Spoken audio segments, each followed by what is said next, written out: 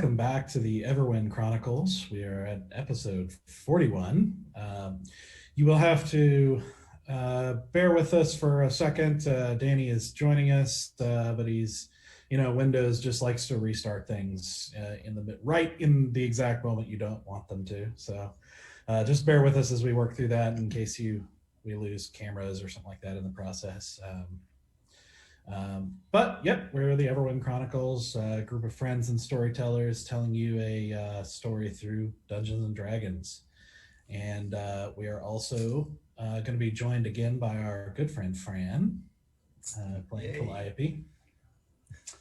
So, getting back into it, the party had successfully taken down a secret necromantic cult that had grown up in the city of Lessa under kind of a secret mission from Lady Enthress. That also involved killing the person apparently leading them at that moment, which was Vander Rixa, the elf that they had encountered once before and lost, but also the twin brother of Belladonna Rixa, the necromancer that they have been kind of dancing around with for this whole campaign, really.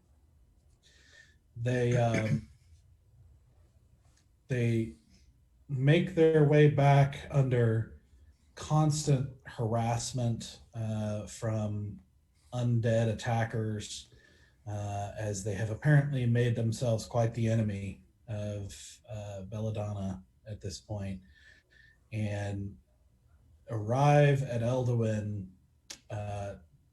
somewhat tired and,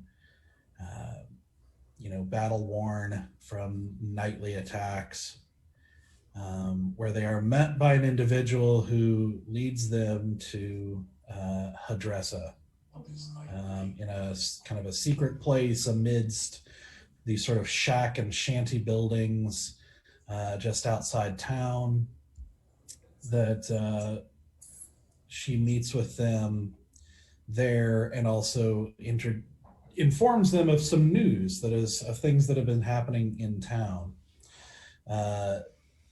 including that the town at the moment, the city of Eldowyn, is essentially a powder box waiting to explode. After the necromantic attacks have continued to get worse, the town has, over the past year, gone through a huge bandit group harassing the whole country, goblins appearing in town, necromantic attacks, all kinds of other strange creatures appearing here and there, a king who apparently has refused to call up the military this whole time to do anything about it. The people are losing their patience, and there is a lot of unrest and discontent within the city. Which the party had even gotten some hints of, even within Lessa before they left, but are now told that it's on the brink as they arrive in Eldowyn. They're told basically as well that the upper echelon is in debates as to what to do with the party after the party had assassinated the Archpriest Ranman, which was a controversial move. Not so much that he was bad, but more about vigilante action. And slaying somebody as important as an archpriest is controversial. However, Hadressa informs the party that the people are firmly on the party's side in general, thanks to Loppe, the bard who then steps out of the shadows and rejoins the party after quite a while being apart.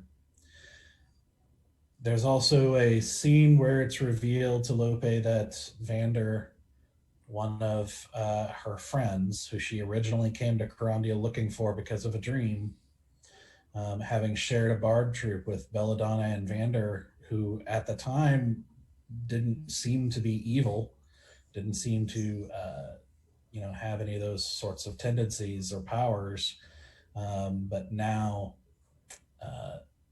is apparently something else. And there is a scene, a very moving scene, where Stoic agrees to speak with the dead on her behalf, and cast the spell on Vander, who gives some vague answers to a set of questions asked by the party and Hadressa, including revealing that Belladonna also possessed that strange black and white fire that Vander did, except apparently more, or whatever power that fire is granting them. And these Hadressa informs them also that Octo, the High Priest, has been made Archpriest, thanks in part to some of the priests in the order who had opposed him were disappearing or coming up missing, dying or coming up missing. And she also informs the party to return back to this spot in 3 hours, so that they can get Sylenna, and hopefully, now that they have Cithris, they can get Sylenna and return her, or take her to the Feywild, where she will hopefully be safe and hopefully be adopted by the Sapphire Queen. And with that, Hadressa disappears again into the shadow. And that is where we are going to pick things up. Everybody crying. Half the party just in tears. Everyone upset. Yep. So, as you guys are standing in this scene with Vander still kind of sitting up in the crate, Vander's body, I should say, sitting up in the crate, Hadressa has just disappeared again into the shadows. What do you guys want to do? And I should say, as a reminder, she did say, if you want to go into the city, you should probably be in disguise, because if the people see you, they're probably going to pull you in because they believe you're heroes that might rescue them from whatever they want you to rescue them from. And also, some of the more powerful people want you, so basically just stay in disguise. Yeah. You guys want to get back to our horses and talk in private? I think it's just us here, isn't it? Oh, are we alone? Is not this private enough? I mean, you never know. You never know with Hadressa. I felt like we were still in her people were still watching us. Probably always watching us. This whole country is apparently watching us. This is true. I don't mind. Sorry. Easy, I did not catch what Did y'all want me to still go for Octo? Oh. We Go find Octo. Are you okay, Easy? You having a moment? find Oct. He's finally losing it. Oh, there we go. It just has to be stuck in my throat. Sorry. So, do you like me to go find Octo? Still. I'm hesitant to let anyone go off alone right now. I mean, we do need to find him, though. I know. I have means of slipping through the crowds. No problems at all. Just suddenly this world is very big and we are very small in it.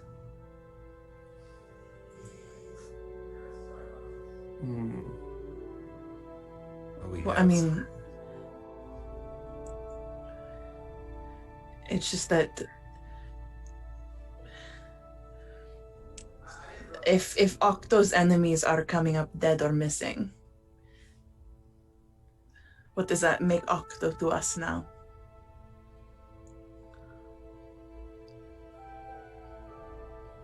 Is he our friend or our enemy? I would say he's our ally. Still. But what if he is the one that is making his enemies go missing? Then who did we just put in power? I mean, we didn't put him in power. It's true. We certainly opened the door for the opportunity to present itself. I know. I don't regret for 1 second what we did. No. that was an evil man sitting there with terrible plans, but it's the same thing when it came to going after Kotok. I mean, we've just opened the door for more bloodshed, and we knew that's what we were doing, and yet still, it is one thing to know, and it is another thing to see it. And know that your hands are not clean in it. Right.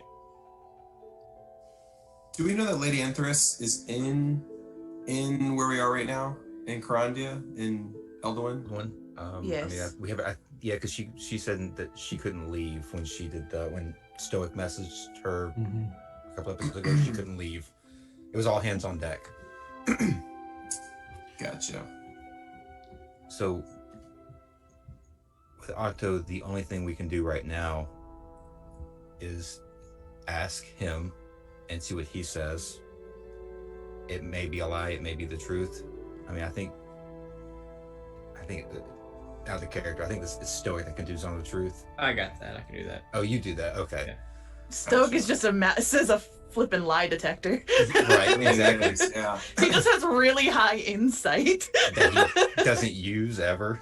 I know. Yeah. Real people person. Yep. Well, we can't burn him while his computer is still updating. That's just mean. That's insult to injury. I'm a real people person. I can help. Loppe is a real people person. However, I don't know if we're her people right now. I mean, We did when kill you her killed friend. her people. Yeah.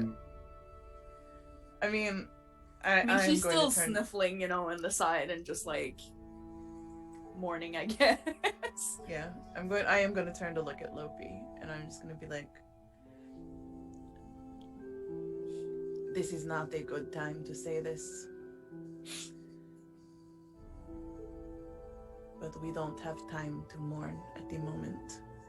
We have lots of things that are still on the table. And I don't know if you want us around anymore, but... Well, I mean, my whole job right now is about you guys.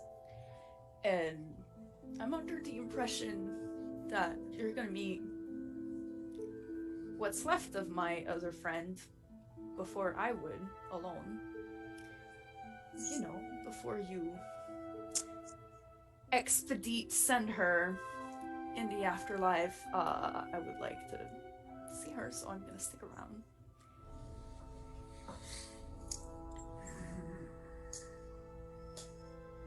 Also, boss lady didn't give me another order, so I just don't want you to think that we that we take what happened lightly. Or that we think that just saying sorry and giving you a moment with the body is going to be enough to absolve us of what happened. I'm gonna be They're just- real with you. I'm not processing this very well right now. And it's been, 15 minutes? So, you can say whatever right now. I think we're gonna have to wait after I drank a shit ton of alcohol. Fair. And I hope you're paying. Yes. That's it. And with that, I am going to cast Alter Self, and I'm going to completely alter myself into one of the paladins that we met on the outside of the temple. That were one of, like, I can't remember a name of one of them, but I know what they look like. Oh, you mean the Chaldrin paladins? Yes, one of the higher Chaldrin paladins that was there. I feel like that's a pretty good cover. Oh, are you just going in? I'll go in to get some rations.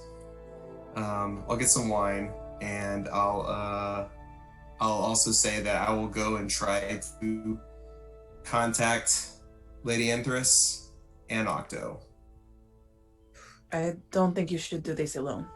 No, Well- at least with one other person.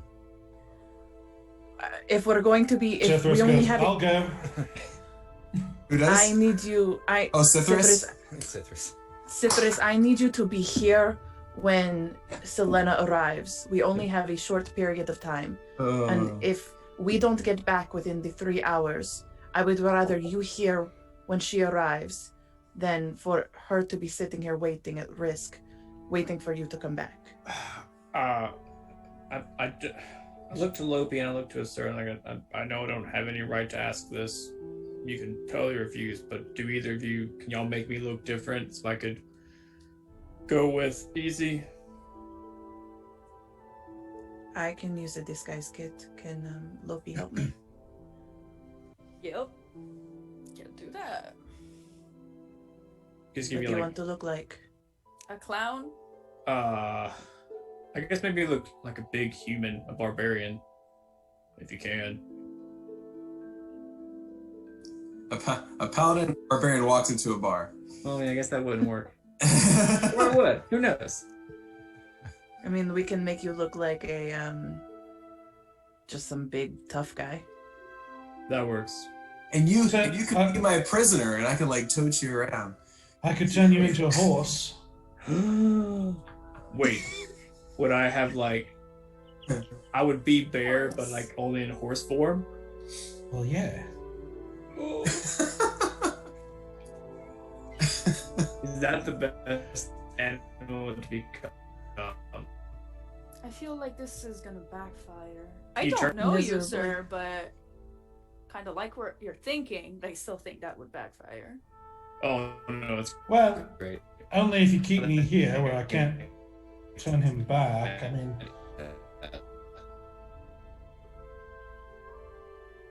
Bear, I do. What? I Mm-hmm. Mm-hmm. Oh no. No. Okay, I'm back.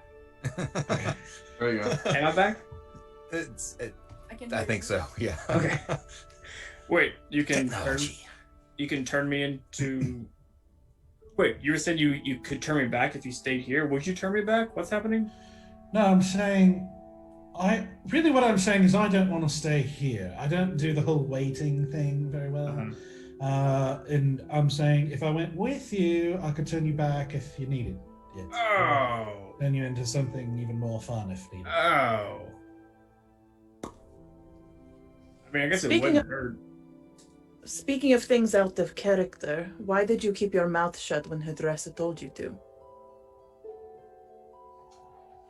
Well, it wasn't so much that she was telling me to keep my mouth shut. She was just letting me know that fairy law's not going to apply here. And I've seen her before. You've seen her before? Yeah, I'm well, sorry, what? Yeah, it's a long time ago. Didn't really talk to her. I was just in the court of the Winter Queen at the same time that she was. And the Queen was quite cross with her because she and her friends had just, like, killed one of her champions or something. I'm Wait. sorry, what? The Queen killed one of. I said I was in the Winter I Court. heard you. It was more of an exclamation of surprise and alarm. Oh, well, the next time just say, I am surprised and alarmed. I thought it was evident with the I'm Real sorry, people person what? As well.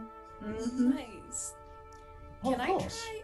Can I try to make like a history check or something or whatever to try to think of like a hero party, an adventurer party that went to like that was spoken that they went to the Winter Court and came back? Just in folk legend, can like something like try, very yeah. broad. I mean, yeah, do a history check. Why not? Oh, I'm not that good at history. Come on, you can do it. Yeah, it's like 16. All right. Okay. Just I mean, it's the Feywild is in Fey creatures are like a kind of a favorite of storytellers, you know, because it's sort of a mystical place. There's lots of weird things there, lots of weird creatures with weird motives. So it's kind of it's called, there a lot of stories are called fairy tales for a reason. Nice. So it is a popular topic, and obviously some of those tales involve adventurers going there. Nothing like specifically that indicates Hadressa. You've heard some tales around, the Winter Queen and the the Fey courts and that sort of thing. She's really powerful.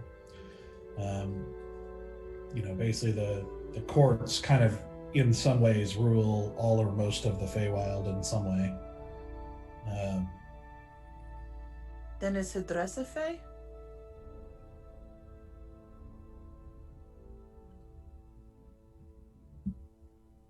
Cithras? Oh, you're asking Cithras. Yes, sorry. I don't think so. She didn't look very Fey when I saw her. Wait. Then how? How old is Boss Yeah. Lady? That's what I was going to ask. That's kind of hard to tell. I mean, it was a long time ago, but it was.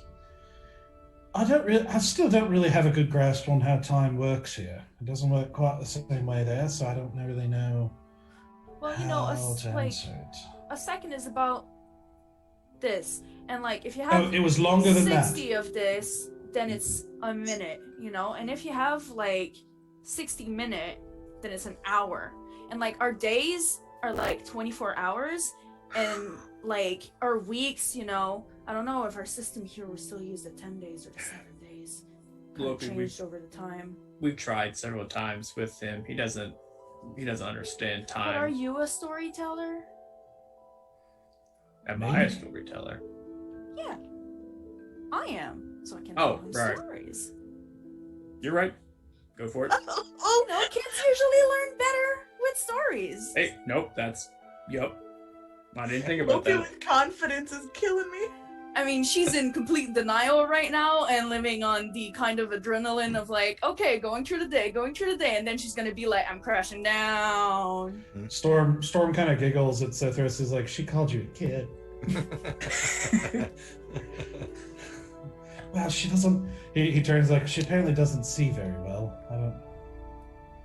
I do look young, I suppose, but then we all do. Gonna lean over to Valan. I'm just glad there wasn't a goat joke in there. For once.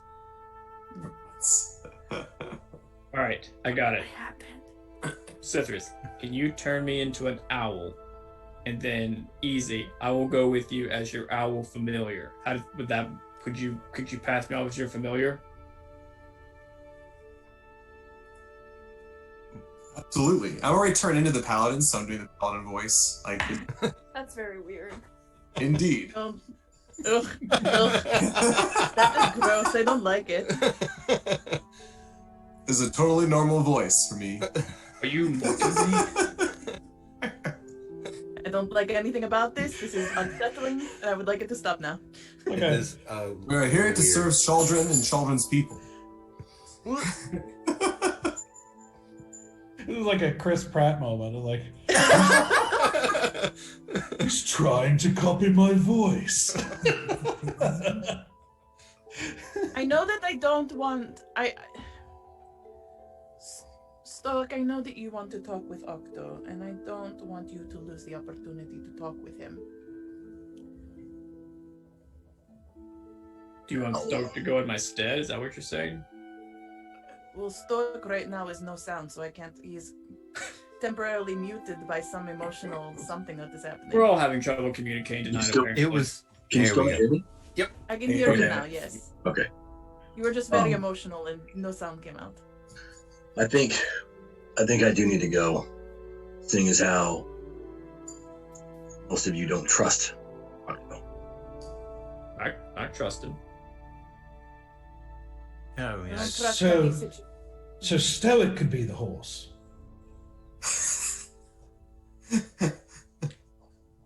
That makes me uncomfortable on Sure. so many levels. Or it'd be Carl Jr.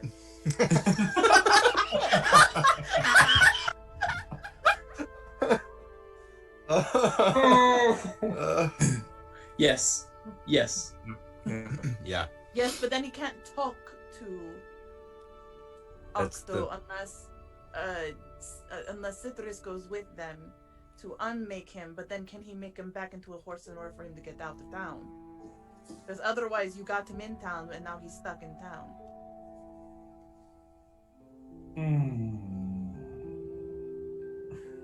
Well, Unless I mean, you're right. Talking would be a little hard when your voice is hoarse. That rhymed. So, why? Wait, Storm. You can do it too. I think we could each do it once, like to get you in and out. Why do we need to go to? Right, no, we can dismiss it. Yes. Yeah, twice. I don't know. It'll be fine. Don't worry about it. The main mission is go to Enthress, but I was curious if you wanted to go see Octo still, since we're here in the city. I do. I'm just wondering if there was a way to get him to come to us. I was going to try to do that. I'm actually fully disguised as Paladin. I altered myself completely. So the idea is for you to go get Octo and bring him back is my original plan. I mean, Stoic, can you do the talking thing that you did the other day to him? Can you do it again?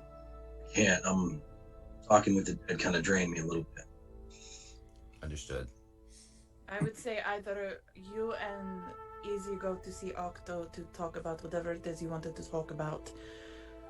I would ask him about what is happening with his enemies, because if it turns out that we have just supplanted a truly evil person into a new evil person into the Order of the Chaldrin Order, you know what I mean. Yeah. It is making a bad situation worse. I don't mind that the people are on our side, but I don't want to be a champion for the people. That is not the mantle that I ever wanted to take. So if that is something you want to take, walk into town with your heads held high, but I won't be joining you through that.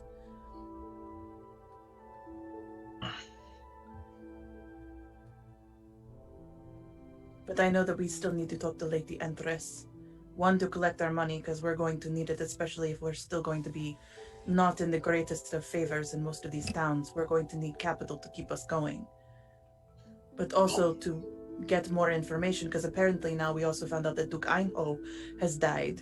So now her duchy is in disarray as well. We could always split up. I don't like the idea, but it sounds like we are going to have to. It's probably going to be the only way we can get all of this done. We just don't have a lot of time. I refuse to still be stuck in that city when Sylenna arrives. I am hesitant to even leave now. So I was gonna go and just make sure that Easy had somebody with him. But if you want to go talk to Octo, you can go in my stead. Well, in your steed, apparently. Yes. In my. Storm giggles. Cithras, you have to turn me into an animal. You can't turn me into another person. I've never really wanted to before. Let me. He thinks for a second. Let's see. Yes, I'm thinking magic a lot, but a good old makeup box and a good wig just does the trick. It really does. I know that you're still mad at me, but I really want to tell you the story about how we went and we did an entire bardic show. I'm gonna rectify this. I'm mad at all of you, so don't take it too personal. I can't help it. I take everything personally. But yeah. I don't know how well that would work on me. But Danny wants to see it so stinking bad because Stoic in a wig with some powdery makeup. Changing a half orc. Yeah, I know. In a place that really doesn't have a lot of half orcs. It's hard.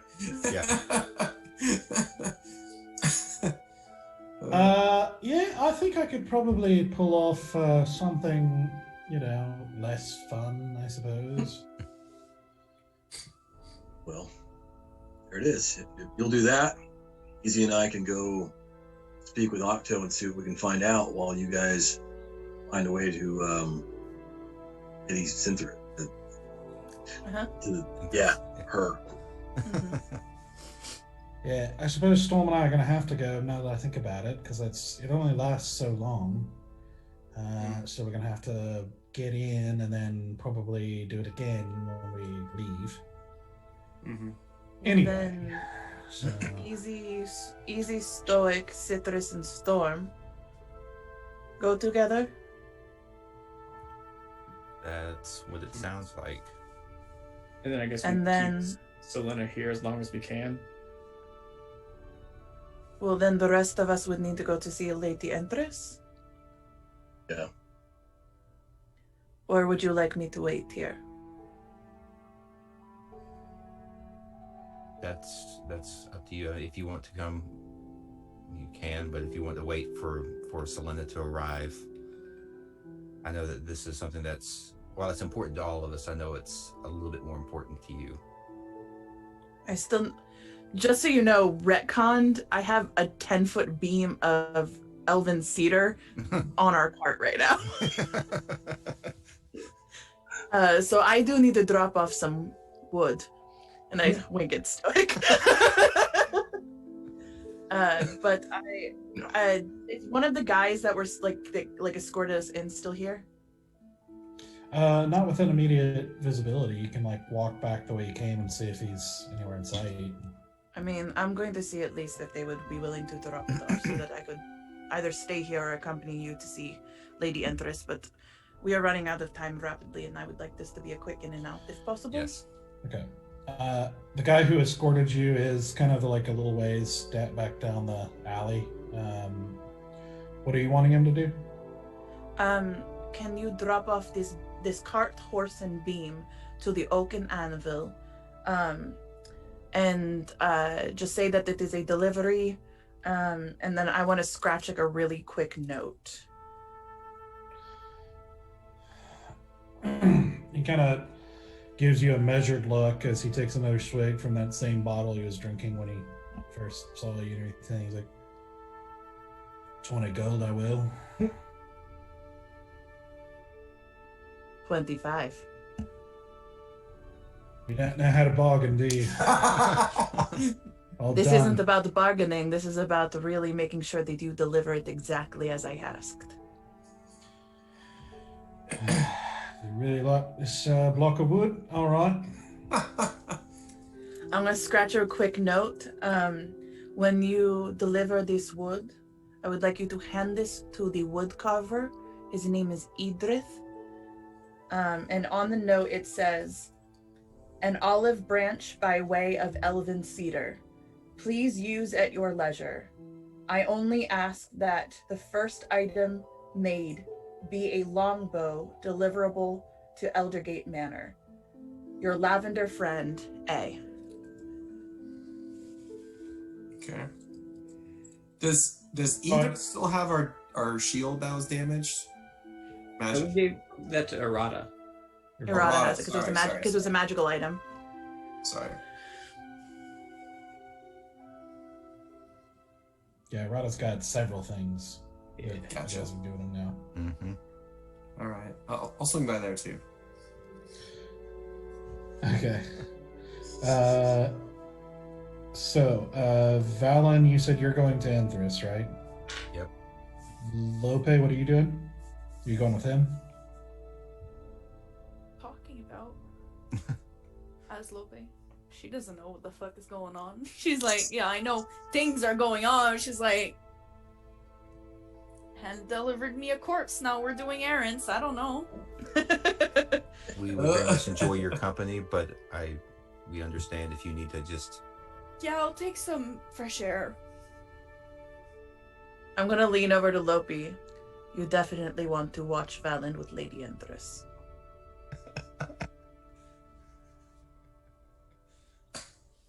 I didn't hear what you said. I don't know what that means.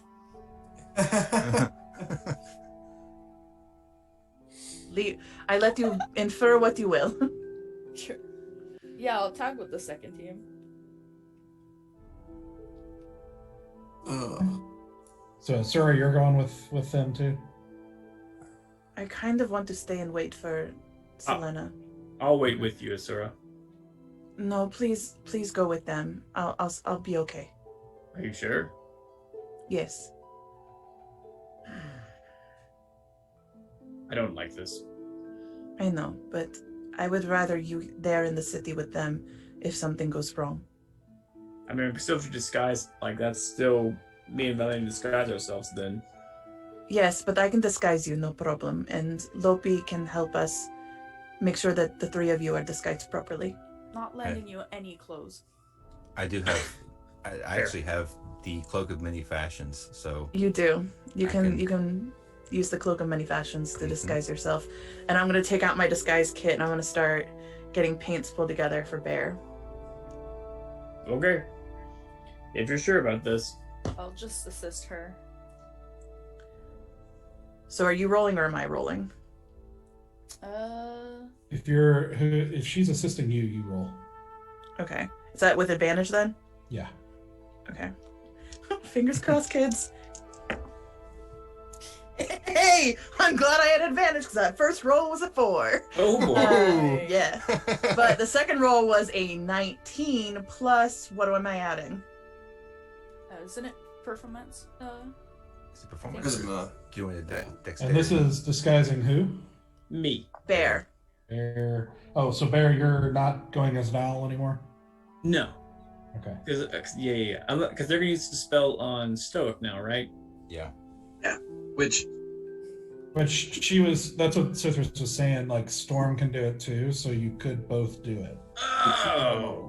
Well, if that's Yeah, still on the 2 table, owls, then yeah. I'd love to be an owl. Yeah, but that would split up Cithris and Storm because one of them would have to be with you and one of them would have to be with Stoic. Gotcha. Can they? I thought one needed to cast it to get in there, and then one needed to cast it to get out. I didn't think they could cast it. That one could cast it twice. Can Cithris cast the spell? Magic twice? is difficult. D&D. Let's just roll with what you had, like what you said you're doing. Okay. Guys. Okay, cool. Okay. So that's 19 plus. What do I That's add? the question. Plus what? It would be your disguise kit, so that'd be Dexterity and proficiency. yeah, I think so. Dexterity plus proficiency? That's nice. 21, 22, 23, 24, 24. it's a good roll. Don't The even system is recognize very it necessary. anymore. I was like, no, you see, that's gonna look better, in this. Oh, thing. yes. Technically, I think it's just proficiency, so Oh, Okay, then it would be 19, 20, 21, 22. Then it'd be 22. 22. Okay. How do you disguise him? I would like to disguise him as like a really burly. He's very tall, but Yes. humans can get very tall, correct? I think I said I'm like 7 foot. Yeah, I'm gonna make him look like some sort of very like rugged outdoors, like human outdoorsman. So like tanned skin, like someone who's like obviously been outside, kind of blotchy complexion. Like he's lived his life in the outdoors. A farmer. Oh, Here I'm we gonna say go. like I thought you were going Paul Bunyan. oh, Yes, also you know, brawny, but- like the brawny guy on yeah. Just like a big burly rugged human, probably in his like 50s, so he's got some like graying along the edges of his like. Oh wait, you don't have any hair, so No, I'm gonna I- put hair on you. No, I do You have do. hair. You do. I'm already have gray on the side. Well, then I'm just gonna really amplify that gray to like really kind of like take up the whole sides. Silver fox it. Yep. Yeah. Okay. Now summon White Claw and make him blue. And so Bear, you're going to Enthress? Yeah, I'm going with Valan and Loppe. Okay. Okay. Okay, so we got Easy as a paladin, we got Stoic, who Cithris is going to transform, then Bear in disguise. Anything else? Before I leave, Asura, Did you ever get your special dagger, the silvered dagger? Yes, I got this before we left. Can I see it real quick? I'm gonna help you out some. Okay. I take her dagger and I cast magic weapon on it. Oh shit. Just in case if you find any more necromantic monsters you have to battle, you should deal full damage with this now. And stat-wise, Terra, if you have to battle with it, it's a +1 to attack and +1 to damage. Okay. And it lasts for an hour. Magic weapon. Okay. So, hope you don't find any necromantic monsters, but if you do, this might help. Thank you. If you find a pair of gloves, that would be very helpful too. I am currently rocking the one. But that is not critical to anyone's minds or lists. If Lady Enthress happens to have a very fancy, potentially magical pair that she just has lying around, they can do some good damage. You know, you can always ask her. I'm just saying. Wink, nudge, nudge. Nope. But So I will say gives Storm a look, and he's like, I think we can get some gloves. What'd he say? Sithris looks at Storm briefly, and he's like, I think we could get you some gloves. Oh no. Oh no. I am You asked terrified for to it. know. I Uh-oh. know I did. I'm letting the wheels of fate roll on this one. Yeah, and I just do the Cloak of Many Fashions to just a standard, everyday looking Eldowinian resident. I love it. I didn't want to interrupt, but Stoic would have grabbed Easy and can never remember his damn name. And the elf and I would have been dragging them both going, we're going to Octo. Like we probably would not have been around for any of that. So, Just hold on a second. I gotta disguise you, right? Like, yep, you can do that as we go. Let's walk. and you see him wave the spell and cast it, and you see Stoic shrink to about 4 foot tall, No. and goes out wide as he turns into a dwarf with a very thin beard, it kind of like Fu Manchu? Fu Manchu. yeah, like a Fu Manchu beard with neck tattoos like going up to his jawline, and a bright pink mohawk. Oh. And Yes. one eye that's gold and another eye that's blue. Oh, that is Pretty dope. nice. Oh, why does everything look bigger? I'm just gonna quickly look over the Valan and be like, he's still hot. Yeah, okay. How goes it, my short companion? Jesus. Look up at Easy the first time. This is not a good angle for you. And then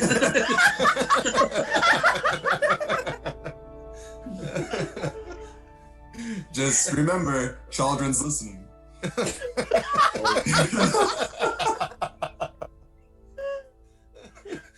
Voice is terrifying and I love it. All right. So you guys start making your way in your groups here to. And Asura, did you decide what you're doing? You're staying? Staying and I'm waiting for Sylenna. Okay. So the rest of you, let's see. You guys start making your way towards out of the kind of maze of shanties and shacks with the aid of the guy who led you there, as he takes your wagon and hauls the beam in to be delivered. You find the gates. There's a bit of a traffic backup at the gates, as apparently there are now soldiers kind of checking a little more closely to people coming and going from the city. And as you guys make your way through, so the first group, we got Easy, Stoic, Sithris, and Storm. I want you guys to roll deception checks. Oh no. Oh boy. Do I have advantage because I look like a paladin? Just roll a deception check. I'll go ahead and say now, I'm glad that Bear and I are traveling with the Bard right now. Yes. That's actually a really good point. Yeah. Oh, Oh no. it balanced on 17 and then Oh. fell down to Oh. 3. Easy. All right, I rolled. Let's see, what deception is that? Charisma. Yes, There's it a- is. There's a deception. There's a like- deception skill. Yeah. 16. Oh, Okay. Nice. Stoic. 3. Okay. That's about right. That if those two rolls need to happen in a that's the way it would go. I would like to add that I know I'm not very charismatic, and I would just be like, "Move! Get out of my way!" as a Do the whole as the Dwarf dwarf. with the pink mohawk. Yeah, because I will always lean to intimidate if I can. Okay. Yep. So you guys make your way up, and the soldiers stop you, and you can see that these are dressed in the blue and white colors of the crown, like the actual, like the army of Carandia. Like, Gotcha. you see, they're a little bit different than the city guard that you've seen before. And you see them, there's a number of them up at the gate, like checking people and kind of standing watch and that sort of thing. And they stop you as you move forward. And he's like, "Halt, what's your business?" We're on important business to find Octo and give him a message of importance from the Temple of Chaldrin. Message from who? From one of the lower priests has a request for one of the villages of a disease that's going out. Right. He writes some things down, and then he's like, "What's the name of the priest?" Would I know a priest name? Like, I wanted to throw one out there, but I don't know if. You haven't really met any. No, that's oh my god. Well, I would know some. I would know the name of some from my temple. They may. Ooh, Yeah, from your temple, yeah. yeah. So I mean, I might know one. Right? Okay. Oh. I would just whisper to Easy like Vanderbolt. I don't remember the guy's name. I have it written down somewhere. Priest Vanderbolt. He was the head of our temple. I just can't remember his name. Unless I pull up my backstory. And Sithris goes, "Yeah, Vanderbolt. He's a really good priest fellow. Loves the gods. Loves all of the gods all the time. And all the time loves all the gods." Oh, jeez. That's him. Just go with it. Just go with it. It sounds like the guy.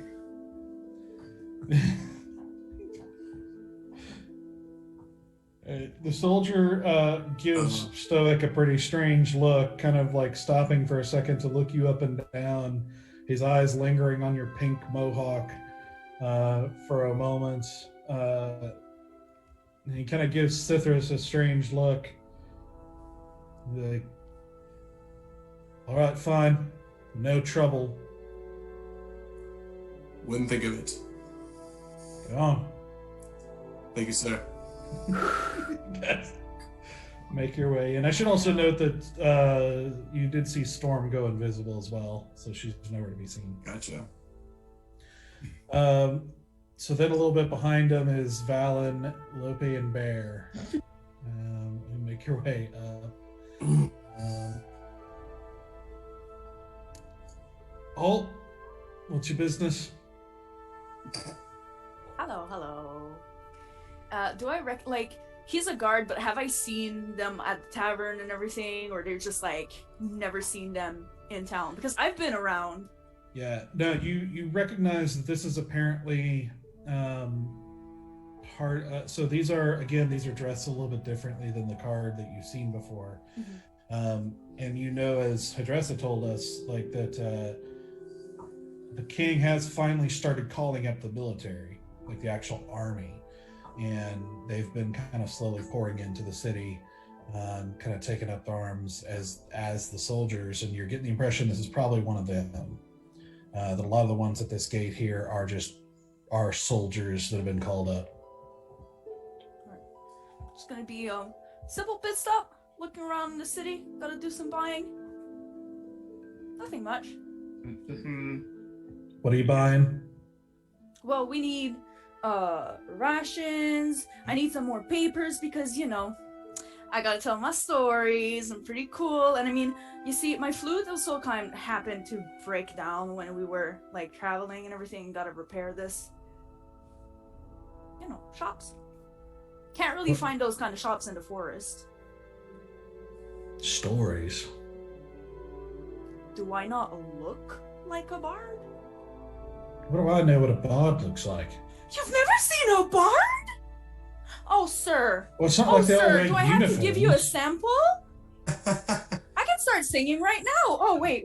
I still have my tambourine and my little maracas, like, and I want to see if he's, like, waiting for me to sing, because I will. I am. Then I will. Like, not as me, but, like, she will start singing and performing a little, ta-da, you know, what a jingle that she heard on the fucking road. If you're bored and you roll a wanna... performance check. Okay. Performance. Okay, let's go. Let's go, baby.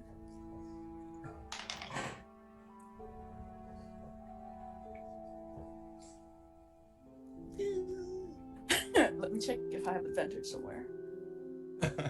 Oh no.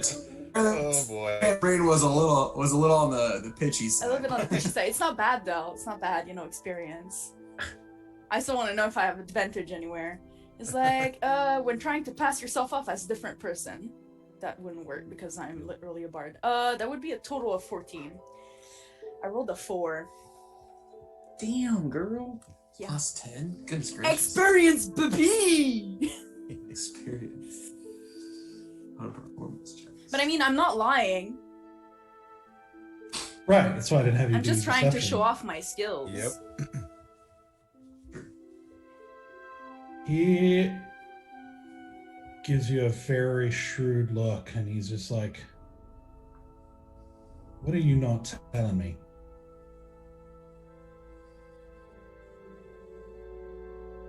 I can't play the violin.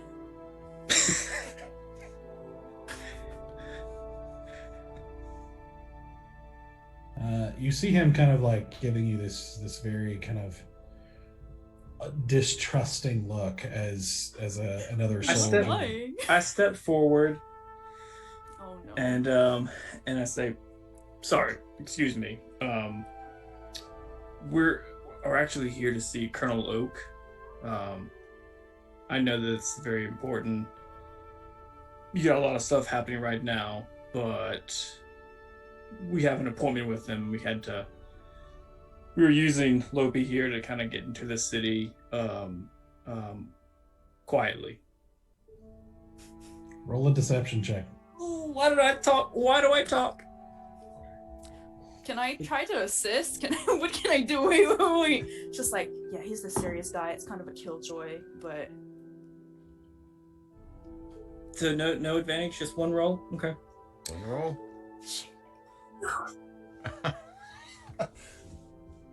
That's it.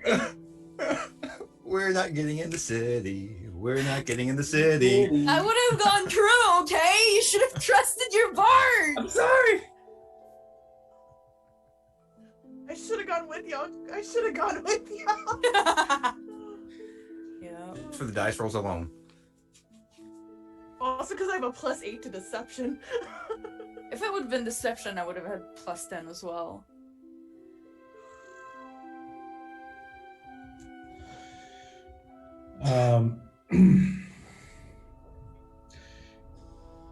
He kind of gives you like a very like serious look. Looks over there, looks at Valan. You see his eyes kind of narrow a little bit. Mm-hmm. He says, "All right, carry on." Okay, as Thank soon you. as we're Can I do an insight check? Yeah, I wanted to do the same thing. I was like, I'm gonna be Yeah. like, oh no.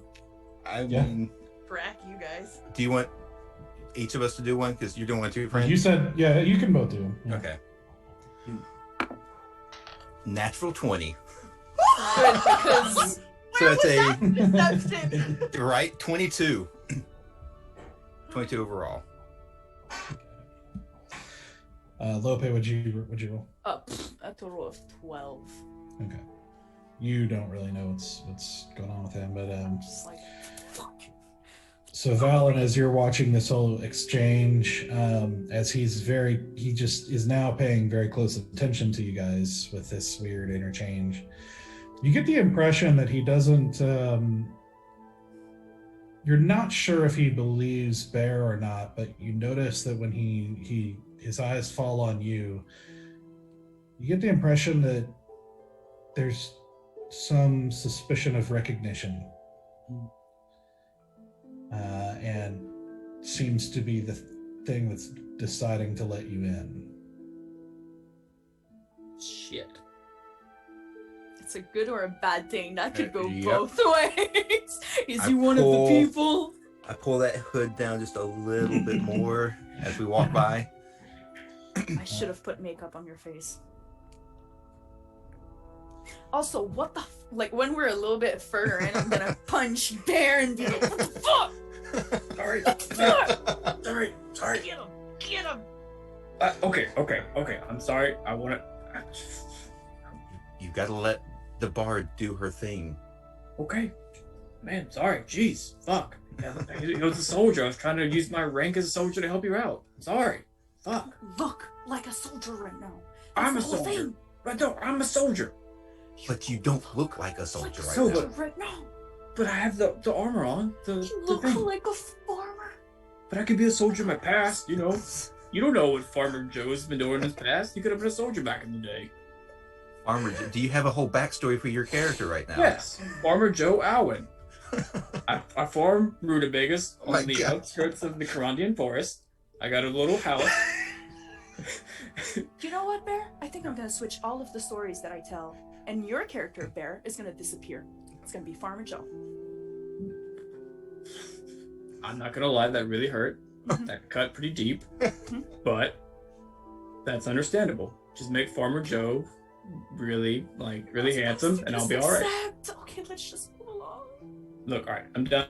You know what? You guys are right. I don't know why I keep trying to lie to people. I just need to tell the truth. I'll trust you. Lie? What lie? I The did Farmer not Joe. lie. No, I was lying about Cyn Curlin. Oh. That was a whole lie. I apologize. I should have let you do your thing. Fallon, save me, please. I apologize. Let's, That's it. we have a limited amount of time. Let's just get to our thing. Let's do our. Okay. All right. Okay, Easy's group. You said you're going to Octo and you're going to try to go to Irata. Which one are you going Yeah. to first? We'll go to Octo first. Okay. So, as you guys, and this actually applies for both groups real quick, is that as you guys enter the city, you can almost immediately tell that the city is different than last time you left. It just, the atmosphere feels tense, and you just kind of get the smell of fear and discontent and anger and distrust and lots of all the little things that swirl together as you see, like, you know, soldiers marching, or not marching, but just patrolling regularly along with the city guard.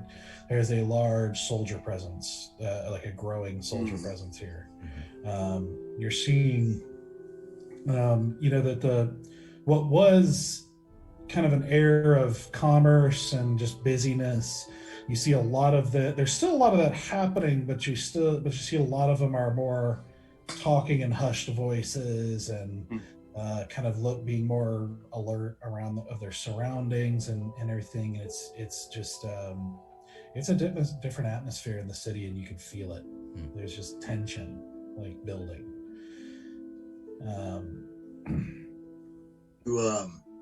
Do I notice any more or any people with leather glove or a tattoo of a smiling man? Do I see more presence of those people out and about? Let's see. You Or do any of us? I don't know. Maybe somebody who has better perception than me. I don't yeah, know. make a perception check. Damn it. My perception is not very good. It's not bad. That's a 14. Hold on. Let's see if I got an adder. Probably not. Probably not. No, I plus 3. That's Ooh. That's good. That's good. Okay. Just can't investigate. So what'd you roll? 17 total. 17. Okay. At one point, you guys pass by as you kind of look around, you don't see anything indicating the leather hand. At one point, you guys pass by the Gold Feather Bank. And outside of the Gold Feather Bank, you see a number of cloaked individuals looking pretty shady. And one of them, has their arms crossed, and you do see one of them has, like, on their gloves, that kind of poorly drawn smile on the hand outside Gold Feather. Similar, like before, when you actually visited a long time ago, there's one inside, and now there's several outside. Apparently, which it's you almost get the impression this is sort of like this is their security, if you will, in the same way that the city is kind of on guard. Yeah, on guard. They've also decided to kind of set their own guard. So you guys make your way. Are you going to the temple or the palace? I would assume Octo's at the temple, right? Or I guess we don't know. I would think so. I mean, I would think to look there first anyway. Yeah, I would as well, as what last time we saw him there. Okay. Let's see. I just want to point out, normally my background is fake. I got real wood. Yeah, those are real trees back there. Actual nature. Yep. You're a regular druid. Okay. Oh my god, so, it's Stoic multiclassed as a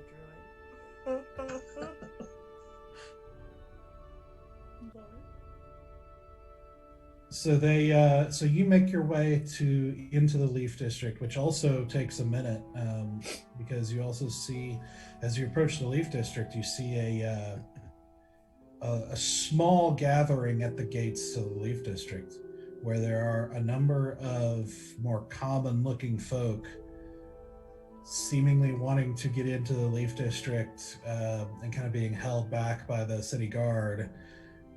And you just hear various shouts of things along the lines of how our country's falling apart, and these people are sitting up there and high and pretty, and they need to come answer for things. Just lots of that kind of talk. It's not a big crowd, but there's a number of them there, and the guard is pretty on guard. By Wall Street. Yeah, basically. Yeah. So they also stop you at the gate and say, "What's your business?" Greetings. My name is Alphonse Sunwalker. Pleased to meet you. What's your business? We are here to see Octo on the behalf of Priest. Side note, is it Vander Bolton?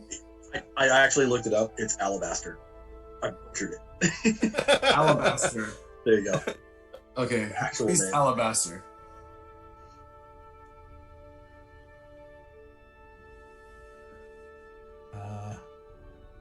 Roll a deception check. Better you than me.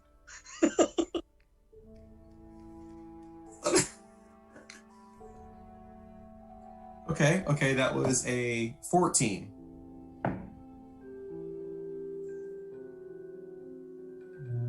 Okay.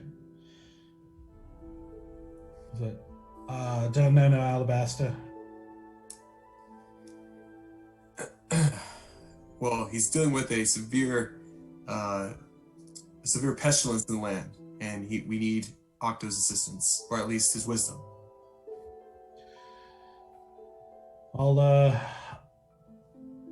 We'll send somebody to give him the message. Is he going to meet us? Should we wait? I suppose that's up to him.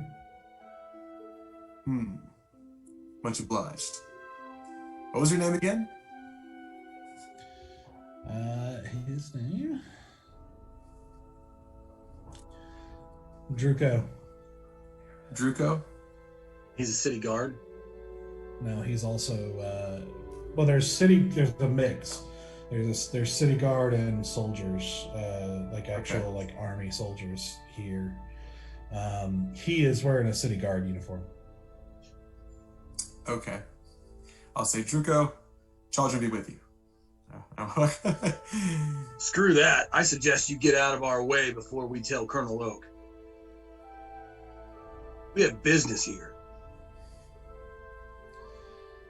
I'm trying to say, And I slowly start vibrating my head so my mohawk just starts going like this.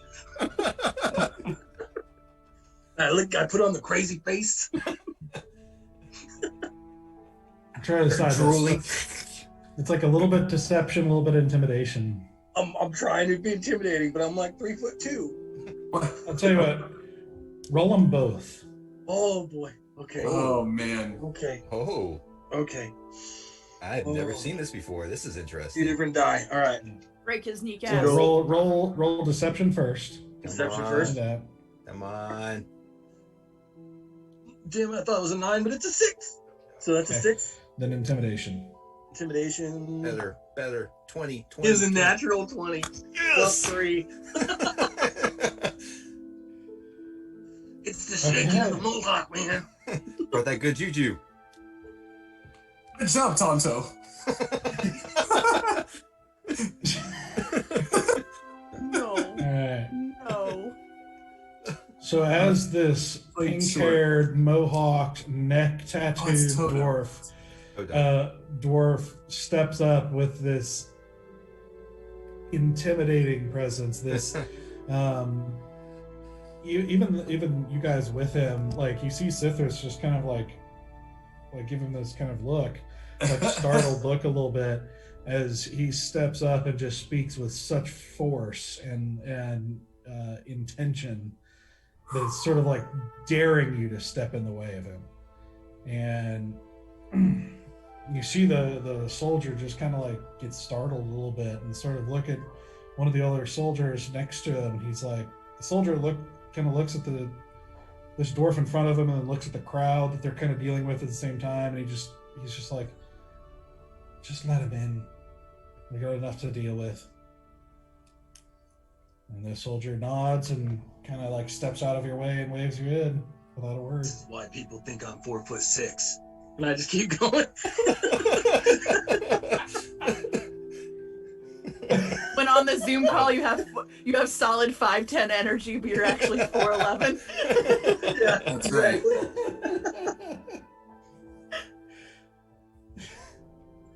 And Sithris is like, I need to turn you into an angry little man more often.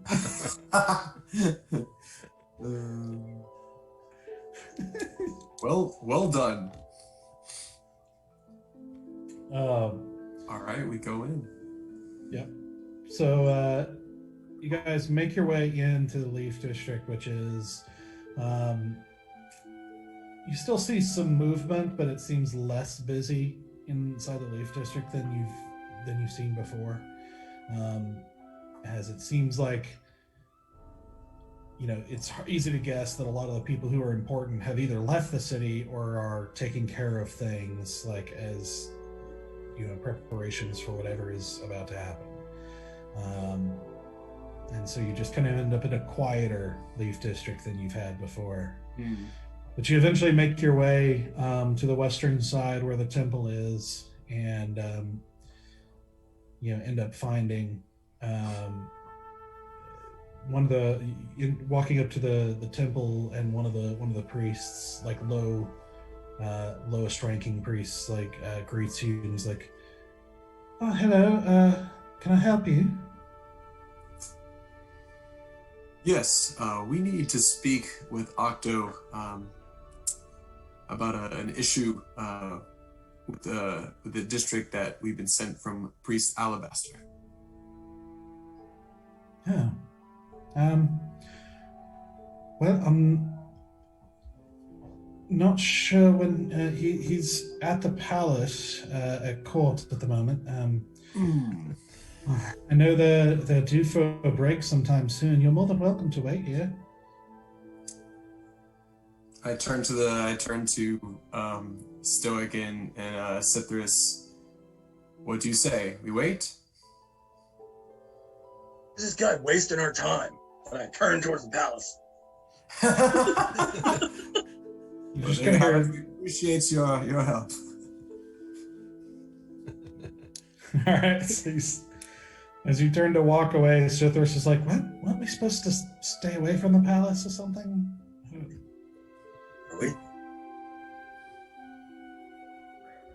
I mean, if we get to meet this king, that could be a bit of fun. Oh no, that smile scares me. I go around and I walk back towards the temple.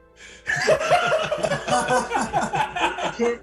Do you guys remember the Mohawk Lord from World of Warcraft, early, late '90s World of Warcraft?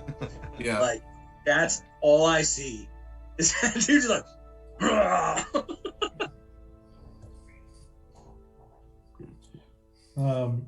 change their mind.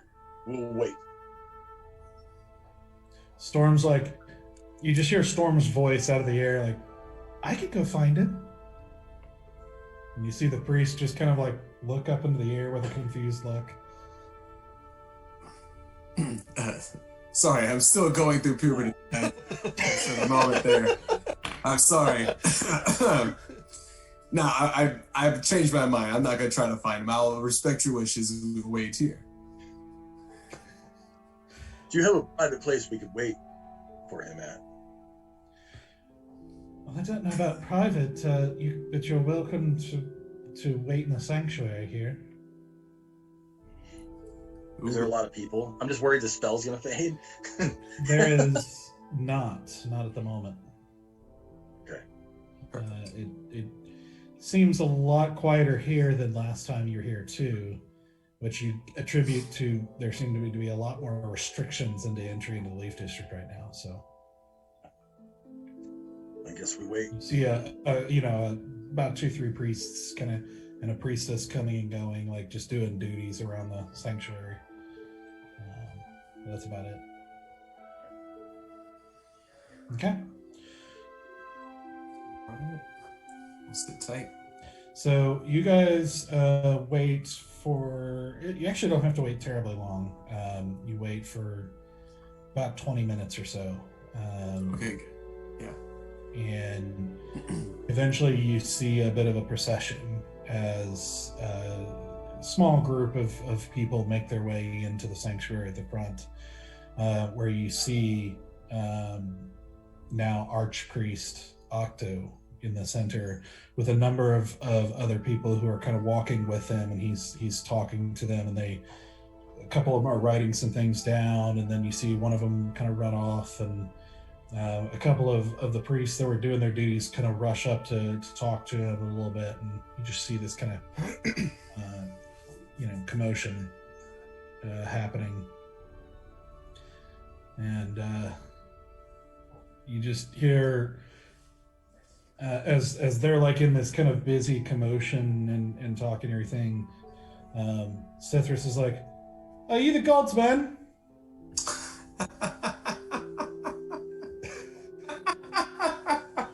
Oh no. And the group of people just kind of stop talking and turn to look at him and see this paladin and dwarf and a fey elf sitting in front of them, and one of them starts to go, "Do you know who you're talking to?" And Cithris just goes, "Well, no, that's why I asked. We're looking for some big to-do godman." Got this, Cithris. I'll walk up to Octo and go, "We need to speak in private." I will pull out the small Chaldrin primer book I've been reading so many times that he gave me, and show him that. Freeze? Rip. Yeah, you're frozen for a minute. Okay. Fixed. Yeah, the primer. Yeah. Okay. Hmm. You see Octo, his eyes fall to the primer for a second and look over at you, and then you just kind of see him processing for a second. He just, "Oh, all right, very well then.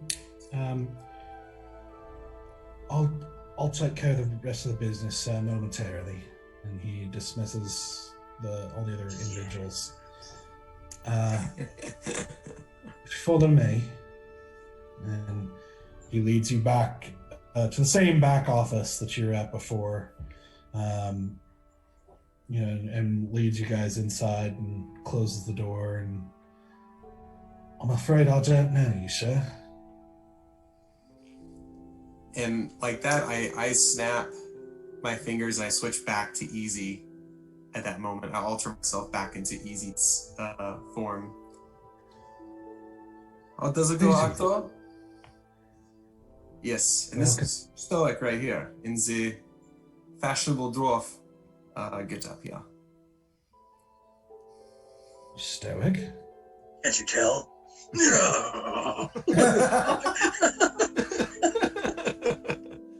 I have to say it's a little bit smaller, but a bit more intimidating.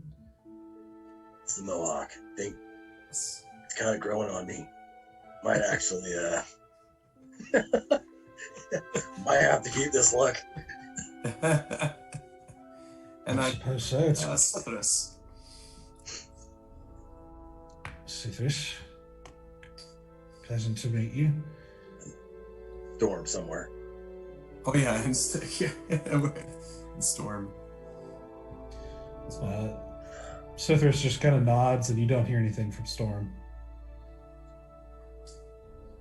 We were warned we may not be welcome here anymore, so we decided to come in disguise.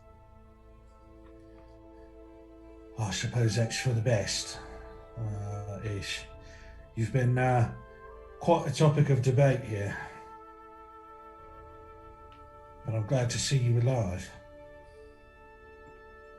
You disappeared there for a moment. Well, you know us, always trying to help others stop necromancy, or more than just this city that seemed to be in danger. Is that so? If there's anything I need to know about, I'd like to do what I can. Although things are pretty chaotic right here. Well, before we know what information you need, we would need to know more what's going on here. Maybe we can help fill in some blanks, if you'd be so kind as to tell us. Well, after you left, after you left the retreat, there was quite a bit of there's quite a few upset people, as you know. And then of course you revisited and we took care of your friend. Is he doing all right still? I think so. Much better. Good. Our ways are not the quickest way. There's a process to selecting a new Archpriest, and a lot of debate, a lot of argument over, a lot of political nonsense, really, that goes about in such a thing like that, and it carried on for quite a while. And then, well, something peculiar happened, and some of the people who had been leading opposition to me being elected started, first one had some sort of wagoning accident, apparently. Another one seemed to have died of some sort of heart problem while eating dinner. Another one just went missing. We haven't found him yet. 2 more have been seen running at the border, making their way out of the country. And I've got to say, it's not done a whole lot for my reputation. You have no idea who's behind this? If I did, I would not be comfortable not doing anything. Insight check. Yeah. That's a 13 plus 6. So 19. 19. Okay. 2 or 3 above my pass. Okay. You get the impression that he is uncomfortable. Not necessarily because he's trying to deceive you, but he's just not necessarily happy about this whole topic. And he doesn't seem to be lying, but he just seems to, you definitely see a little bit of darkening, if you will, on his face when this kind of comes up, and he continues, and he says,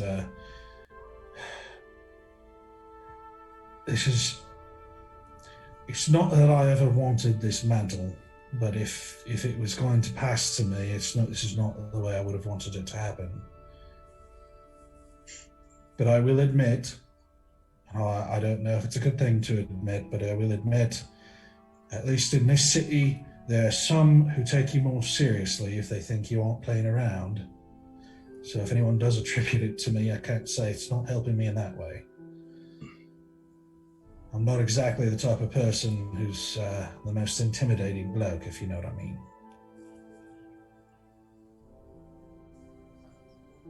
You, but you were also the only man I can trust, and I'm glad that it's you that's taken over this position. There's too much evil out there right now to be dealing with pretenders and non-faithful. Is it truly only me that you can trust? You're the first one in the Chaldrin Order I believe I can trust. And it saddens me to say that. At least in the higher rankings. I have met some priests that are missionaries that are very trustworthy. But everyone I've met in leadership is not shown that they'll follow the teachings.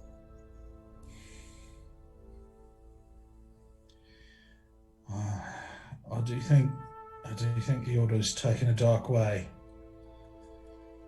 but I do believe there's still good people in it. I don't think it's lost yet. I hope you're right. I know myself that I haven't lived up to the teachings of Chaldrin, though I am trying. Have you been reading? I have been. I've read that book more times than I can count. I remember the days when I was a younger man. I have more pressing questions about it, but maybe there'll be time for that later. Right now, we have important news. The rest of our group is trying to contact some others in leadership. We've found some of the people we believed responsible for this necromancy. We were actually able to take one of them out. Can't find sister though. The sister. Yeah. I can't remember if we've shown him the letter or not. Her name is Belladonna Rixa. Does that ring a bell? No. Can't say it does.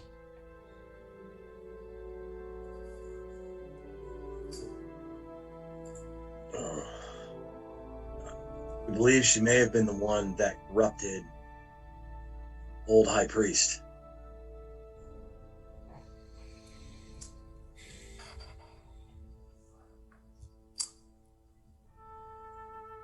I believe, now that I'm thinking about it, I believe you did tell him about the bodies behind the... I want to say you did tell him about your confrontation with the bodies behind the temple after you left.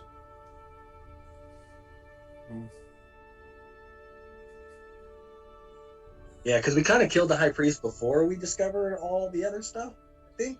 Yeah, that's what I'm saying. Like, you went straight from killing Grandmon to the back where you encountered... I'm just assuming he discovered... I believe you told him that when you came back later. Yeah.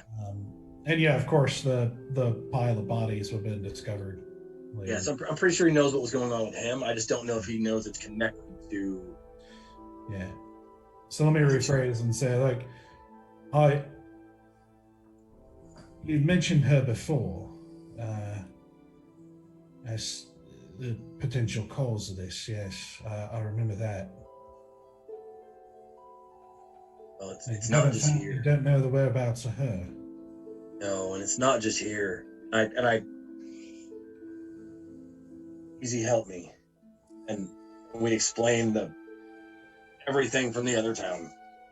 Right. Explain everything. And one thing in particular that Easy wants to bring up, and I don't know if I could do this with minor illusion, but I was wanting to do a minor illusion of at least what the butterfly tattoo looked like. Okay. Yeah, I want to cast that as an illusion and ask him, have you ever seen this before, Octo? And what you say is that a black and white flame that is known as Nightmare Incarnate. Are you familiar with this? He kind of looks at kind of walks over and looks very closely at the illusion, and it seems to be charred skin, consistent with a very severe burn mark.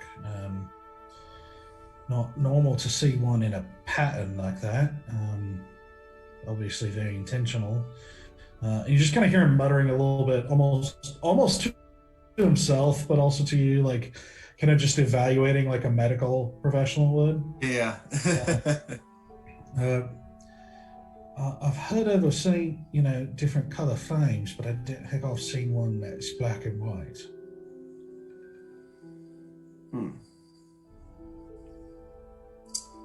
Well, this flame does not go out. It consumes anything it touches. So, be wary of it. We believe there's one other that has this power. It could be apocalyptic in measure if it is to be unleashed, I believe. So, I want to make you aware of it, make your order aware of it, and hopefully we can stop it. That's a fire that does not go out is not something that is very encouraging. Were you weren't able to dispel it? Well, we didn't really try that one, now did we? I don't think Stoic, I don't think you tried to spell it, did you? Or no? I don't think I did. We tried holy water. We tried a bunch of things, but that. And you said it burns with water and stone. Yeah. And holy water. Octo, we're doing everything we can.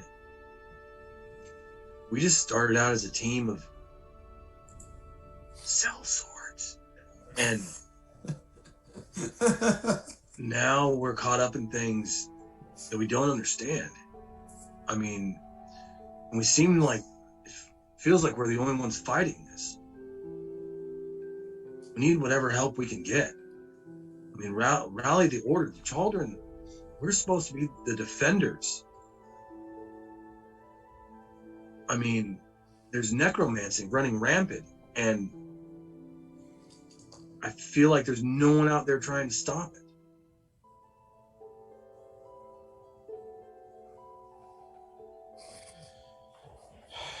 It's true. We've been severely weakened. I mean, Ranmon did not exactly strengthen us for this sort of thing. And I'm trying my best to work through the chaos the best we can. As best we can, but our strength is we don't have very much strength in our order at the moment. What I have done is I have opened up the coffers, started selling a number of the fancier things, trying to work with any merchants I can, trying to make sure we get stockpile medical supplies for anything that does happen, just so that we're prepared to serve as best we can. But in terms of, the paladins, the chalice of life, that's a whole nother ordeal I'm going to have to deal with here. I wouldn't say they're the most dedicated order, you know. They're little more than sellswords themselves. They've fallen out over the years. It's a matter I'm going to have to deal with. Anything you can do would be of great help. Also, we came across staff of, and I say the old necromancer's name. I can't remember it. If anybody's got it. Shazran. Shazran, yeah. Shazran. We came across a staff of Shazran. The Lich, yeah. And I mean, you're the High Priest now, isn't there? Don't we have access to any kind of holy relics that would help in this fight? Well, I'm afraid I've already started selling some of those off to try and pay for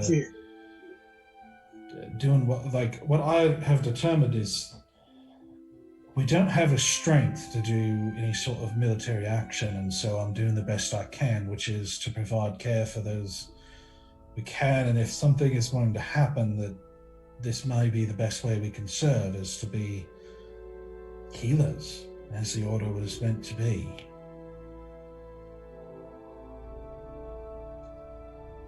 If you find a staff belonging to Shazran, that is quite disturbing. That's going to be a powerful item. What did you do with it?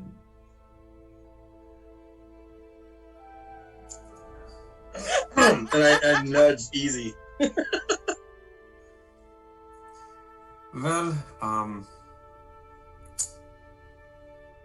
the necromancer was able to steal it and make off with it.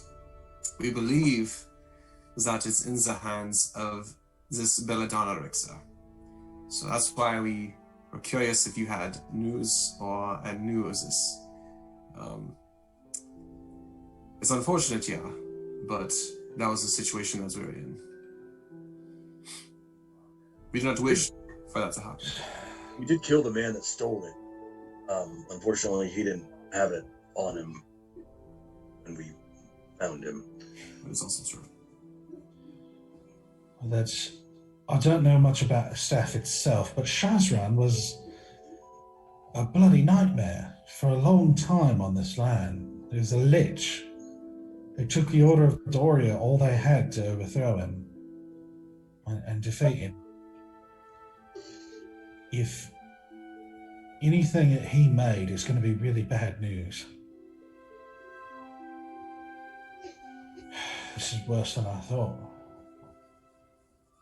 What about the Dorian Knights now?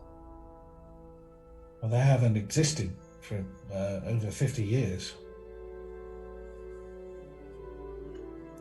People have a tendency to forget what's important with time.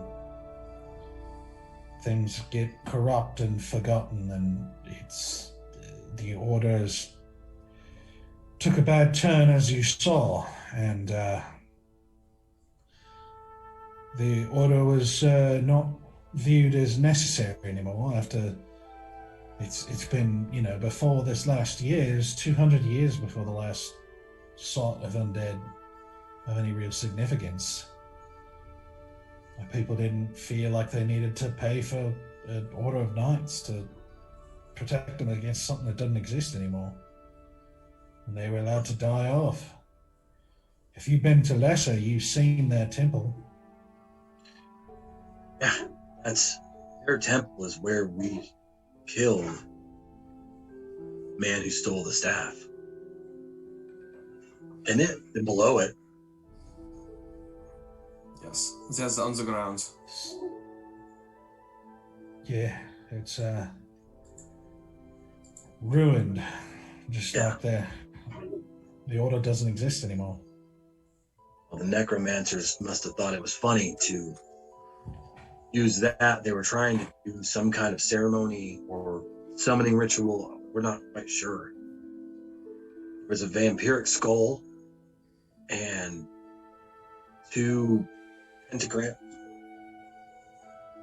We stopped it before they did whatever they were trying to do, but we're not even sure what that was.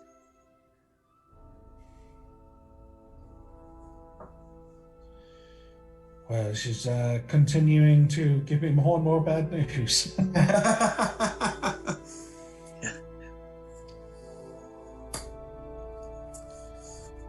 If we survive this, it's going to take time, but I intend to rebuild us into the kind of strength that we can be to give our defense. But I've only been Archpriest for a few days.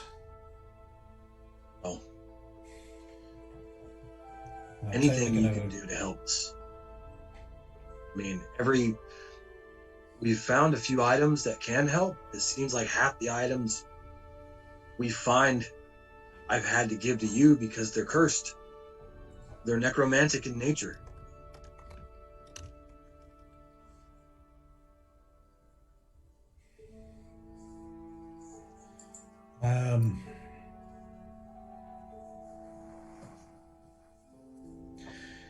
I suppose there's one thing that I found. Well, let me see. Yeah. He goes over behind the desk and he opens up a chest that's behind the behind his desk, and he pulls out it's a glass, almost like a vase, like in a kind of a tall, like a thinner, like kind of goes like this and then kind of curves in and then is stoppered at the top. Full of like a pinkish liquid, and you almost kind of swear there's like a soft glow in the middle of it. And he says, when I took over and when I started going through some of the things that Ranmon had been keeping, it turns out he'd been saving some things that would be valuable to people, but saving them for himself. As you saw with the Fountain of Ramuel, he was not very generous with the people. When I saw this, I knew this was quite rare and could be helpful. I suppose it's best in your hands, better than anybody else's. And he hands it to you, and you can actually feel like it's slightly warm to the touch. Yeah. Always cold. He says, be careful and be very selective when you use this. It's an elixir of health. It's capable of curing any normal disease. It can also fix blindness, deafness, paralyzation, and poison. Thank you. It is worth quite a bit. It's a small fortune. I've rarely seen it in my life, so use it wisely. What's the name of the potion? Elixir of health. Oh, Yeah, it's Elixir of Health, sorry. Yeah, because I'm gonna hand it to you to put in the bag of holding because I healed.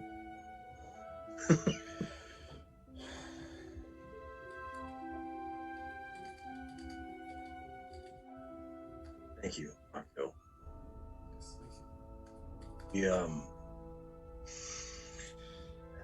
You being head priest, if you spread the word to the other temples, and we'll work and do what we can from our side. We need more allies. I feel like there's a war coming if we're unsuccessful, and I don't think everyone's ready.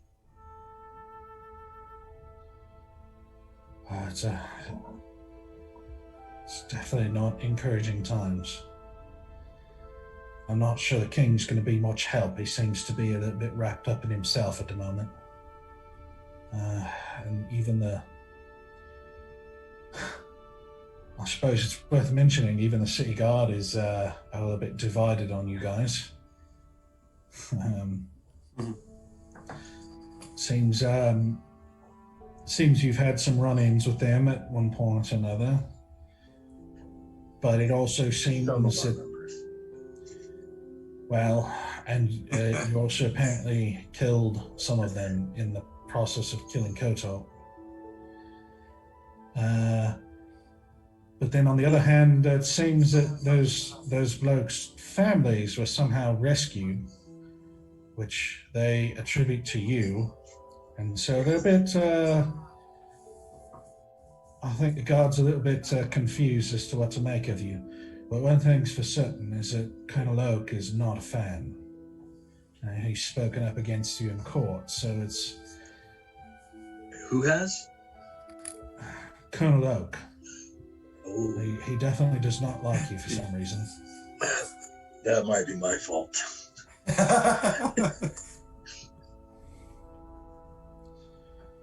Well...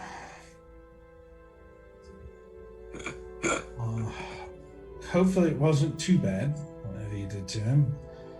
I just know he's definitely on the pro-arrest side of the debate in court. I will say it makes me happy to see he's finally doing his job and trying to arrest people. So, I mean, is that... I think he's always done his job, but it's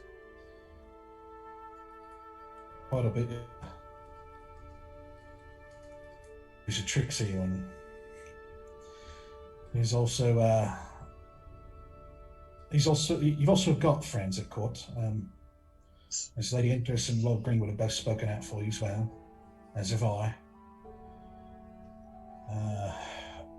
But it's... I think you're doing right by keeping your head down. For now. We'll continue to do so, but we can't do this alone. So, we need the Order's help. I will say this too, and I don't know if it's going to be any help to us in a short time, but you can tell your friend, Mr. With Me. One of my priests told me a couple of days ago a man came by looking for him. Said he wore a cloak and was trying to keep a low profile as well. But he swears one of them said he briefly saw a symbol underneath it. It seemed to match the same one he was wearing. Well, I'm not quite sure we may end up trying to rendezvous back at Lord Greenwood's.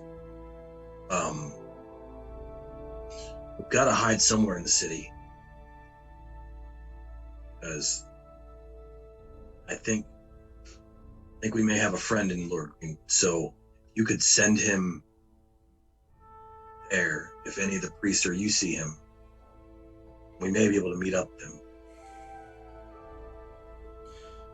You're staying in town then? Maybe just tonight. With how hard it was to get in town, I don't know if getting out would be any easier. And Sithris at that point is like, I thought we were, you know.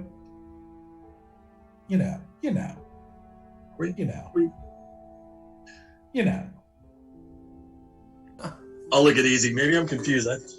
We back out. I don't remember where we said we were meeting up. Oh my gosh, my mother. I thought we were going to see my mother. Yeah. Damn it. Yes, we are, yeah. Oh. Mm-hmm. That is the idea. And you never caught the man's name.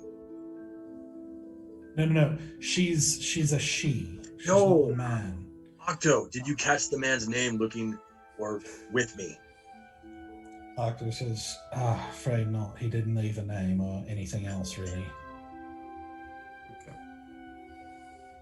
Like I said, he seemed to be trying to keep a low profile as well.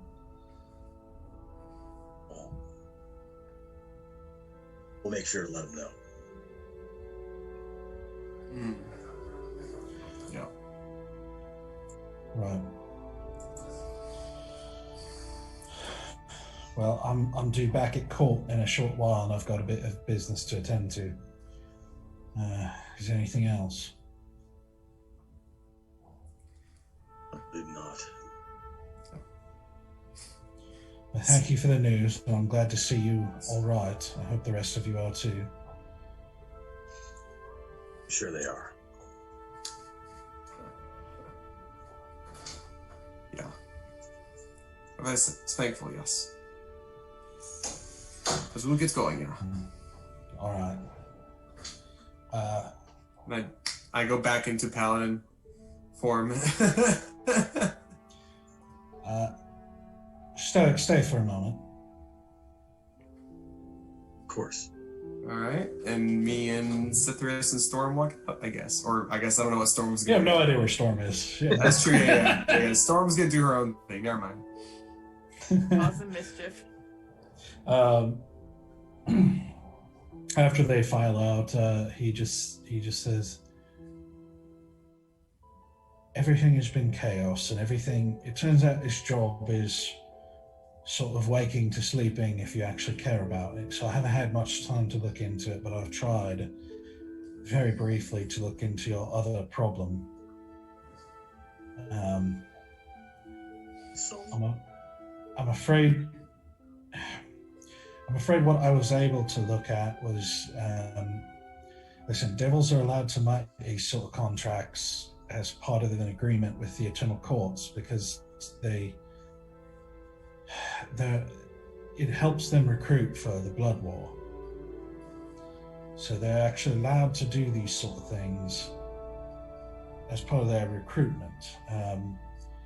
So I'm not sure you're going to be able to break a contract, I'm afraid. I fear you're going to have to find a way to make him a better deal.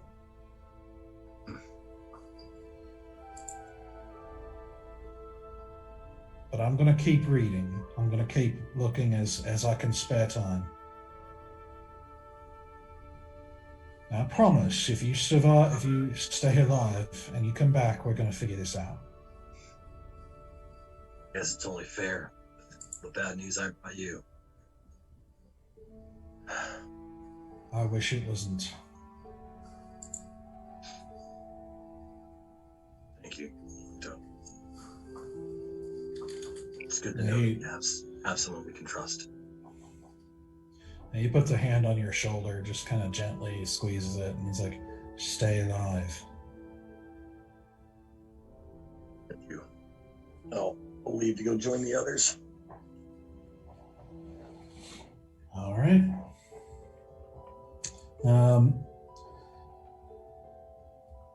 So you guys head from there to Rada's?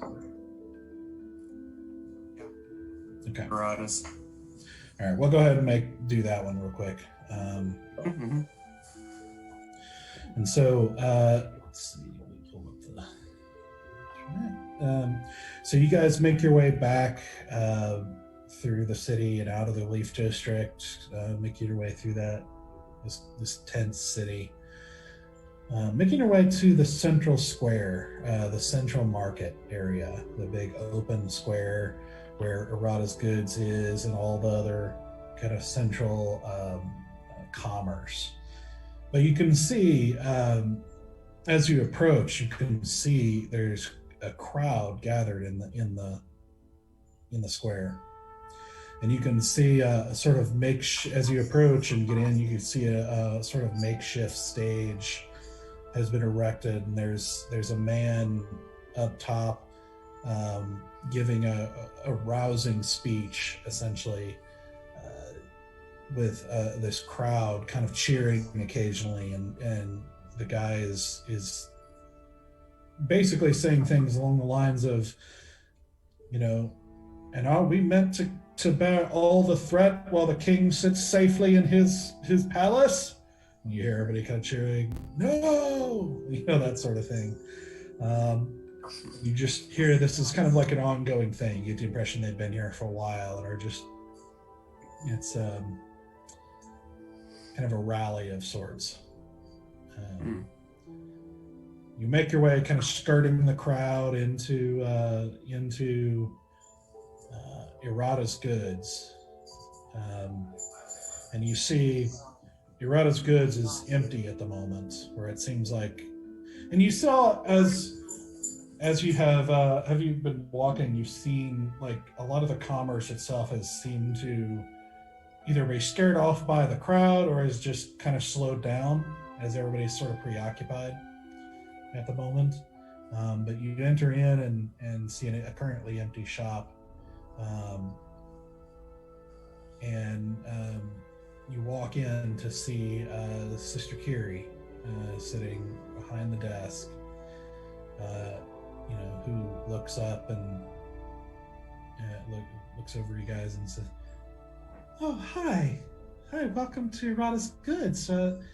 Let me know if there's anything I can get for you." And I lean down on the counter and snap my fingers and only change my face. But I still keep the paladin armor on. And Okay. Just in case people walk in, right? Just so they can only see just the front part of my face and go, "Hey, it's me." It's easy. Easy. How's it do? Wow, that's a neat trick. Mm-hmm. And Sithris bows and he's like, "Thank you." And I do a minor illusion to do Stoic's face on the dwarf for over the front of it for a hot second. But with bigger teeth. He has bigger teeth this time. Over exaggerated teeth. It's like, "Stoic. Oh, that's great. And wait, who are you? And which one are you?" And she points at Sithris, and Sithris goes, "I'm Valan." You beat me to it because that's who I was going to say he was. Oh, that's great. Oh, don't mess with this girl. Don't mess with this poor girl. Oh, man. Kira just goes, "Oh, well, hi. It's so good to see you guys. I'm glad you guys are safe. It's been a while." What? Zora's here too, but she's doing her hiding thing. Okay. And Bear? He was a little too tall to hide. A little difficult, yeah. I don't see him. Oh, he's somewhere else in the city. He's not here right now. But yeah.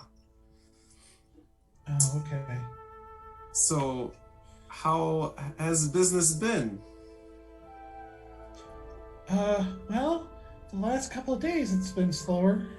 There's, well, as you can see, and she kind of gestures out the window. She's like, there's a lot going on right now.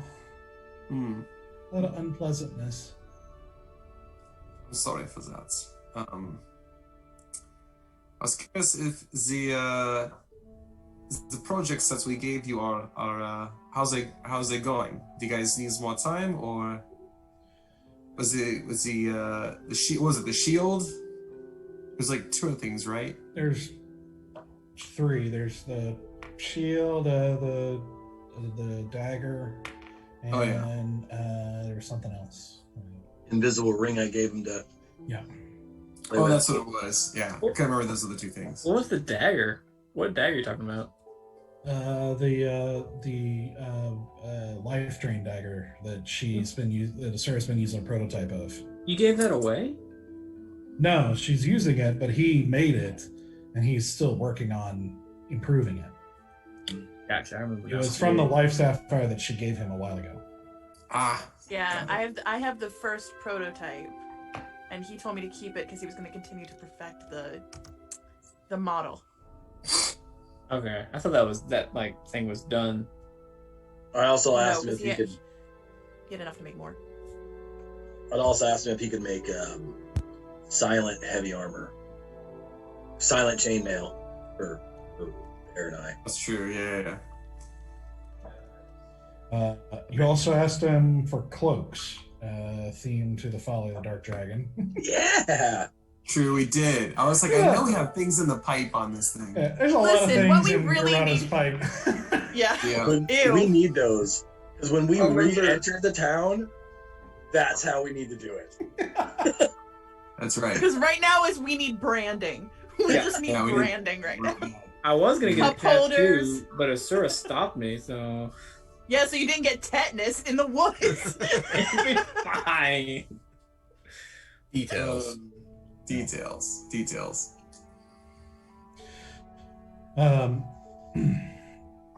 She says, "Oh well, let me grab Errata. I don't know. 1 second." And she rushes into the back, and a few moments later, she comes back out with Errata, who steps out and then looks confusedly at this group he doesn't recognize. And she's like, "Oh wait, they're in disguise. It's Easy, Stoic, and Valan." And and Errata goes, "Oh, well, that's quite clever of you. I suppose it's for the best for you to be in disguise right now, but it's still terribly good to see you, even if I'm not really seeing you at the moment. So glad to see you're all right. You are all right, right?" We've been better, yeah, but no, it's been a tough couple of weeks here for us. Yeah, understandably, the city seems to be in worse shape as it seems, and hopefully we can bring a balance to it soon. So we're coming just to check in on you. I terribly hope so. It seems like a lot of people would be very happy to see you kind of step up and do something. It doesn't seem like anybody else is going to, and it's made everybody in quite a foul mood. Everybody's either fearful, angry, or, leaving. Not very good for business in any account. So it's true, yeah. That's very true. Well, it's I'm sure you're here for the.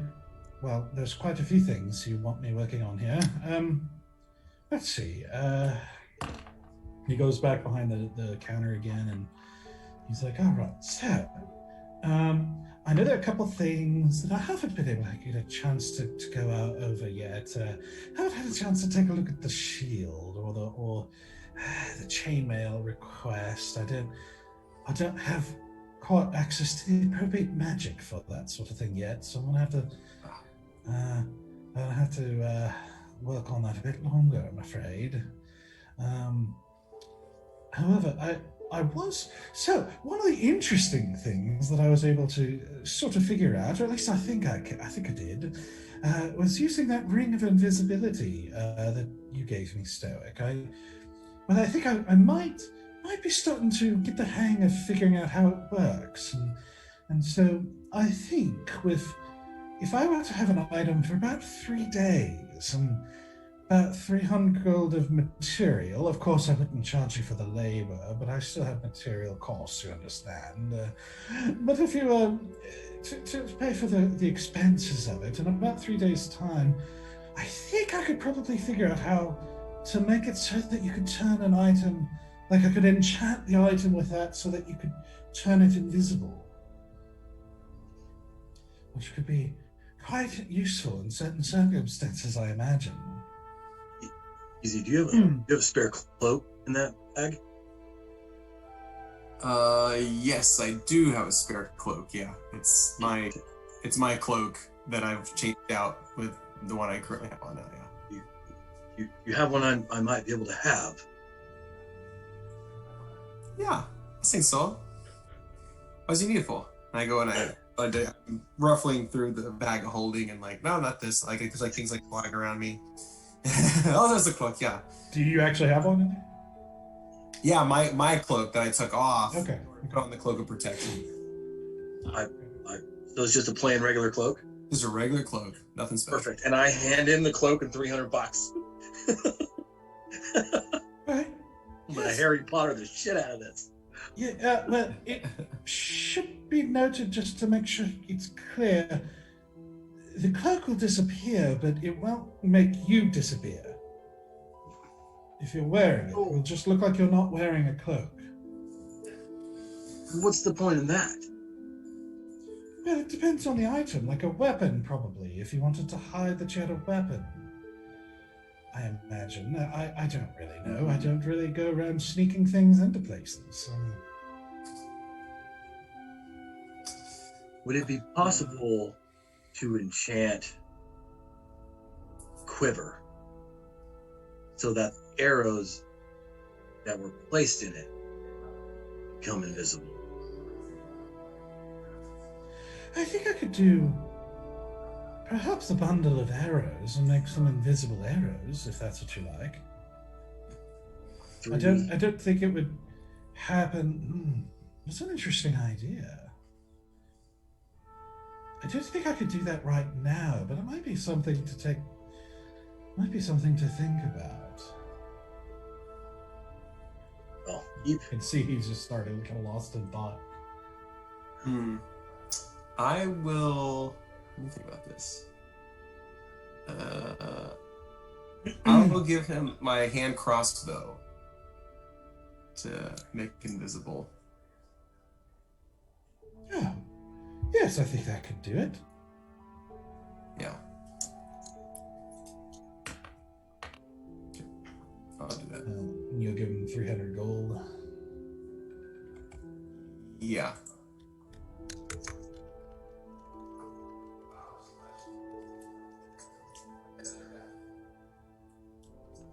Yep. 300 gold to him. Okay. I'll give him 100 Very gold. good. Just ask him to keep working towards a quiver that arrows placed in it become invisible. Oh, no. I appreciate it, but I will. You hold on to that until I can find something that works. I'm doing quite all right. It's not. I know I complain about the business and everything, but the gods have blessed me, and we've been all right. I've done quite well in getting in with the sort of elite folk here and ordering some decent, clothing and whatnot, and starting to build up a clientele list, if you will. So I'm doing all right. I'll be fine, but I'll keep work. I will try to see if I can give that some thought and see if it'd be possible. Thank you. Over.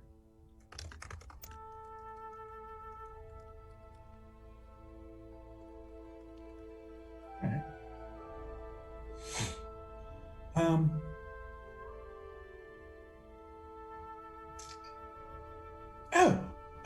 Also, since you guys have been gone a bit of time, the sort of main thing I've been working on, I have made slight improvement to the dagger I've been working on, and you can pass on the latest prototype.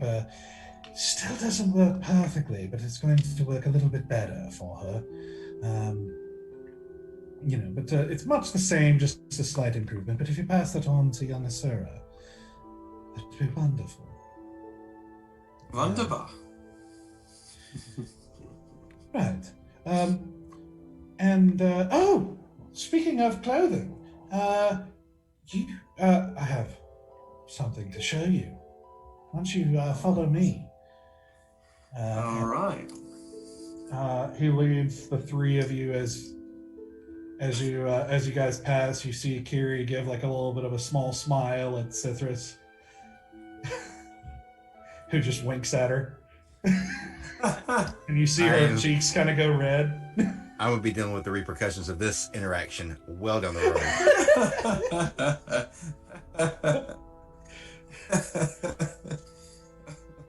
road. He leads you back down the hallway into a room that he uses for...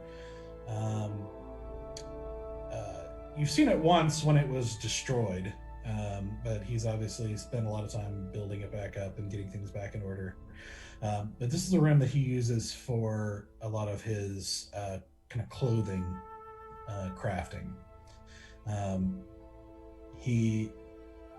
As you walk in, you see a number of kind of wooden, like mannequin type, like armless, like torsos, basically with, you see some nice dresses and like a doublet, like a male's doublet and everything like that. He sort of scoots them around, and then he pulls a sheet off of a set of them that all have black cloaks wrapped around them.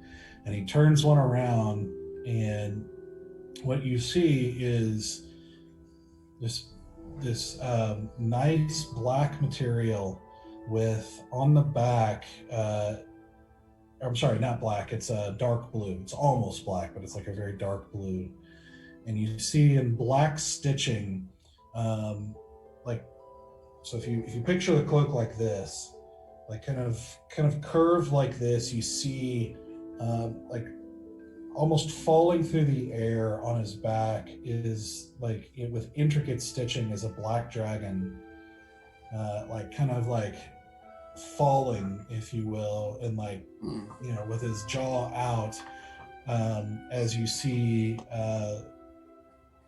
so above the figure, right here, in this sort of leaping posture over him with a staff is a stitched version of Valan.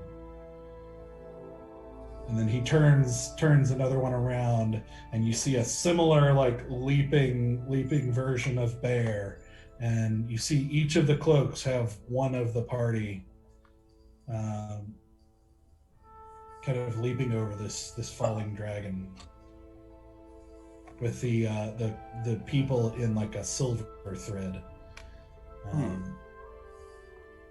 There's only the 5. Did you commission the 6?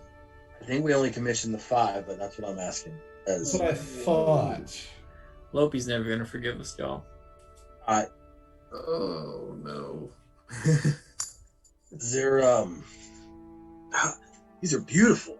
How long would it take to make one more? Well, things have been a bit slower lately.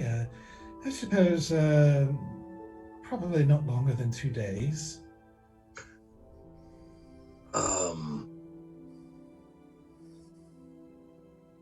How long would it take you to modify one that you've already made? What do you mean? Is there something you don't like? No, I love it. I just couldn't have killed that dragon without a friend of ours, without their help. And it would mean the world to us if she could have it as well. So if you could, What does mine look like? Do I have like a mace? I'm assuming something. Yeah.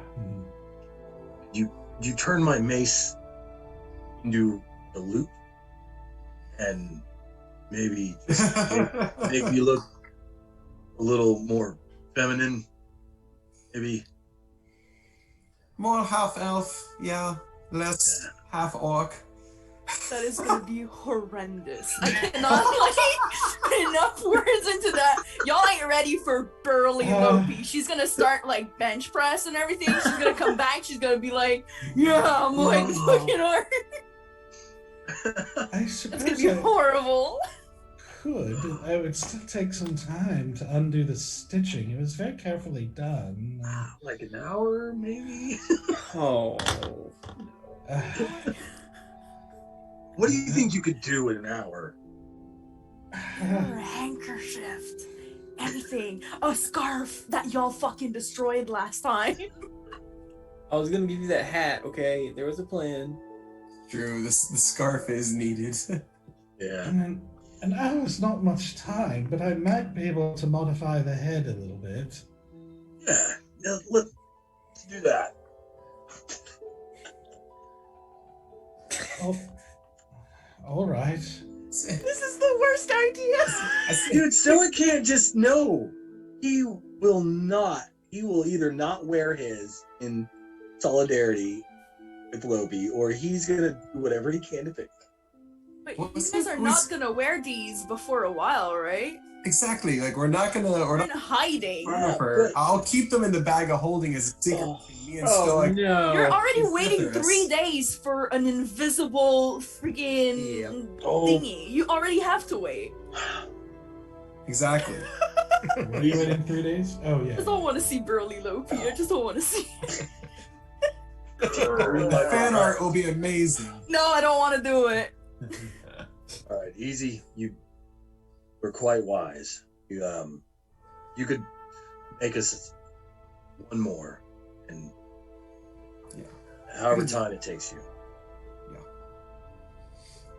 Similar to the others, but with a purple scarf flailing behind her in 2 pieces. So her weapon is a scarf? Is that what you're saying? No, the her loot in scarf hand is broken. But her scarf Oh. in 2 pieces falling down behind her. Yeah. With her tambourines. She's got her tambourines. Yes. Tambourine. Yes. All right. So, similar to the others, but with a tambourine in a torn scarf. I can do that. Yes. Lope's like the 5th beetle that doesn't get the credit she deserves. It's true. It's true. Makes me the drummer. She did. Listen. I mean, actually, out of all of us, she did the most damage.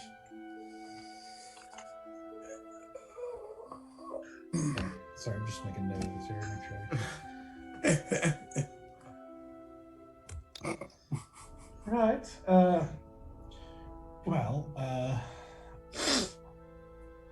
So it's gonna the cloaks. Let's see. He gives you a discount because you wanted him to do something that kind of helps like advertise him. Yeah. You know, so actually what you see as you're looking at him, you see down at the very bottom, like toward the hem of the cloak, very in like nice script, like writing, basically, you see wearable art by errata. Yes. Yes. Here we go. Oh, it couldn't be more perfect. And Oh no. so it's very, very intricate. They're very nice cloaks. They feel like they're going to be warm and durable while extremely well done. So at a discount, it's probably 10 gold each. So 50 total. Okay. I got this. You got this? Okay, okay. And I give him 60. Gold for that crossbow. I give him 60 to prepay for the request. Okay. Perfect. That's very kind of you, and I do hope you continue to stay safe and do good and all that. I'd be terribly heartbroken if something were to happen to you.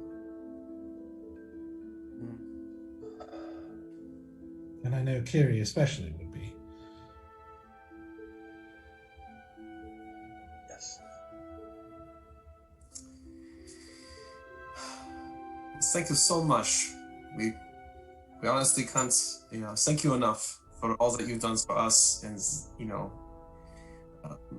and the discounts, and just being there for the Folly in this whole crazy situation. Hopefully we can show our faces here again, but not under disguise.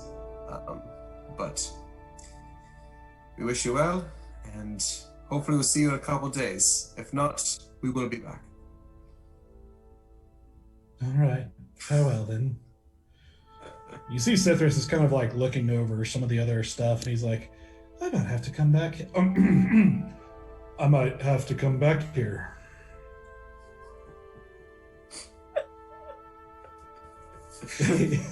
Valan has not stopped talking about you, Kiri, by the way. He's been very excited to come back.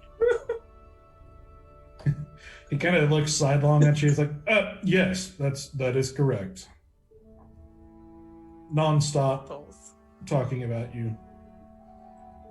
And she just kind of is like, oh, well, I hope it's good, thanks. Absolutely. He's a little shy. Yeah, absolutely, yeah. Yes, very shy. Very shy indeed. In fact, you have to break me out of my shell, so next time you see me, you should definitely do your best to do that. Because I'm afraid to talk to you. Goodbye.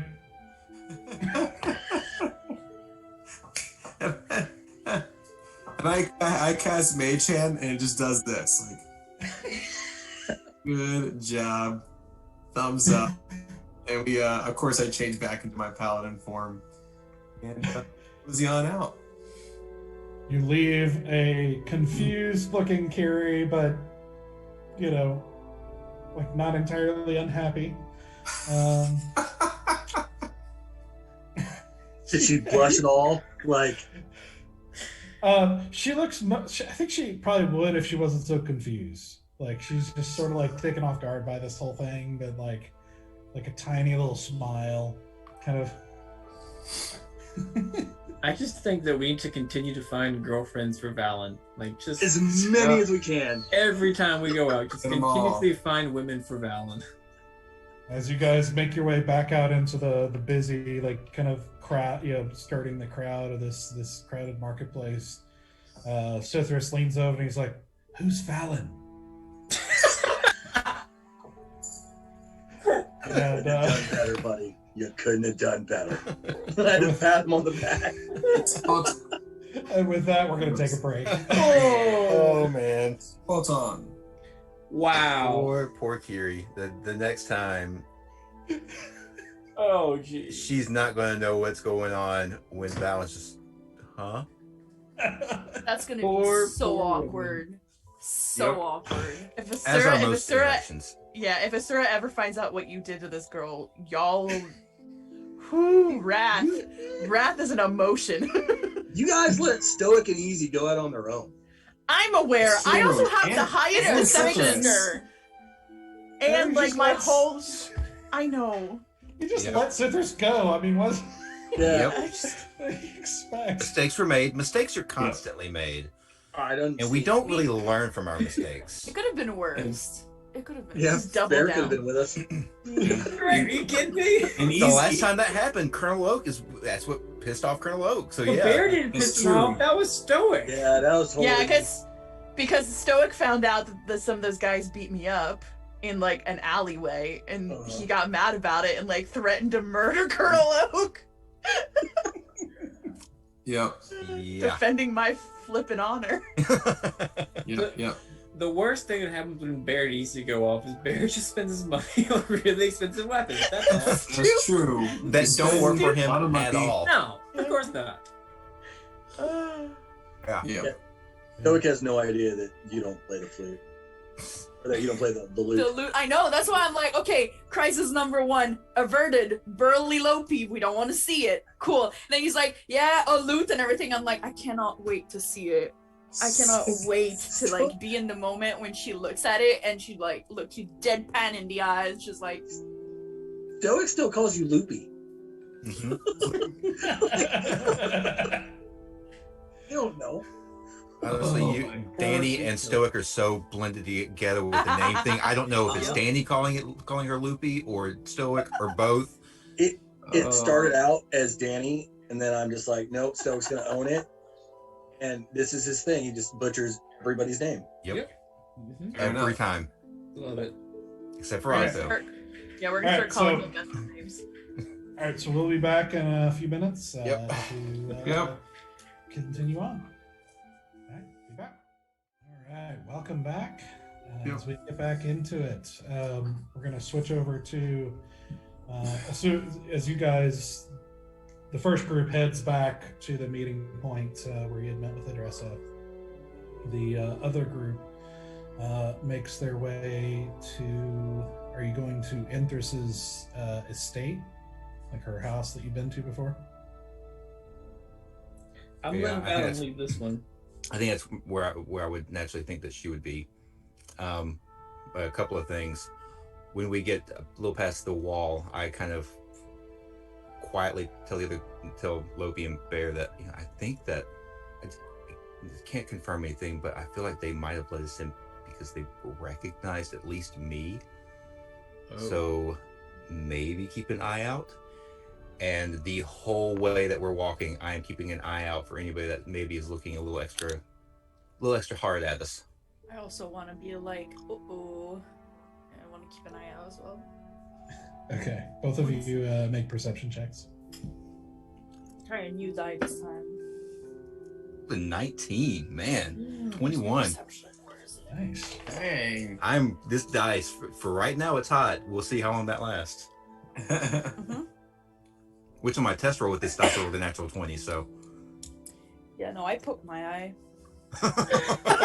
There was like a lash in there. I was like, fuck. Can't they get out? And like my hands are dirty. I don't want to put them in my eyeball. Fuck. you got you use your symbol hand. Like, oh god. Yeah, it was just like shh. Half the time. Yep. Nope. This die also is gonna go to jail. Bye. All right. So you guys make your way into the Leaf District.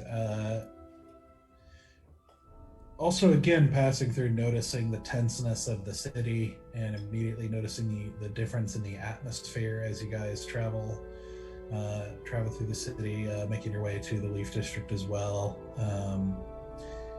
Eventually reaching the part where the guards are kind of holding people back, a few of them upset and that sort of thing. As you approach, they stop you and say, "What's your business?"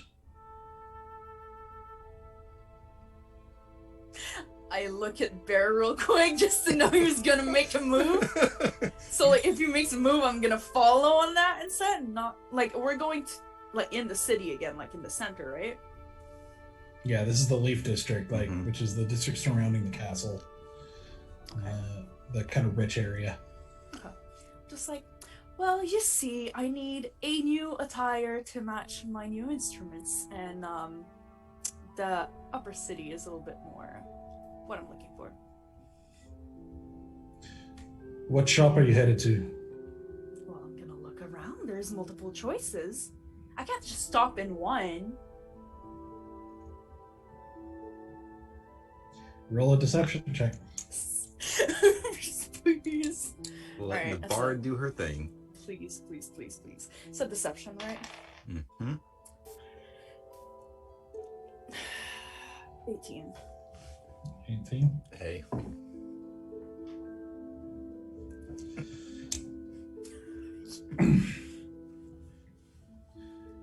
And you kind of looks you up and down, looks over the other two of you, and You're gonna carry my bags. You see, I don't have that many. He does, though, and I give it a little elbow punch. I'm Farmer Joe. I carry bags.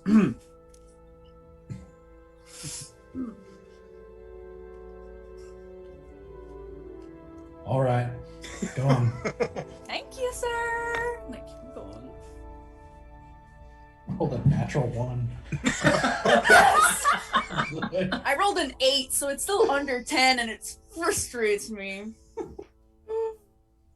A +10 to deception, though. Uh-huh. Man. Oh, I forgot to tell you that first guy that you guys encountered at the outside city gates rolled a nat 20 for your performance, and then a nat 1 on his deception. So I did I deceive them. hate it. Yep.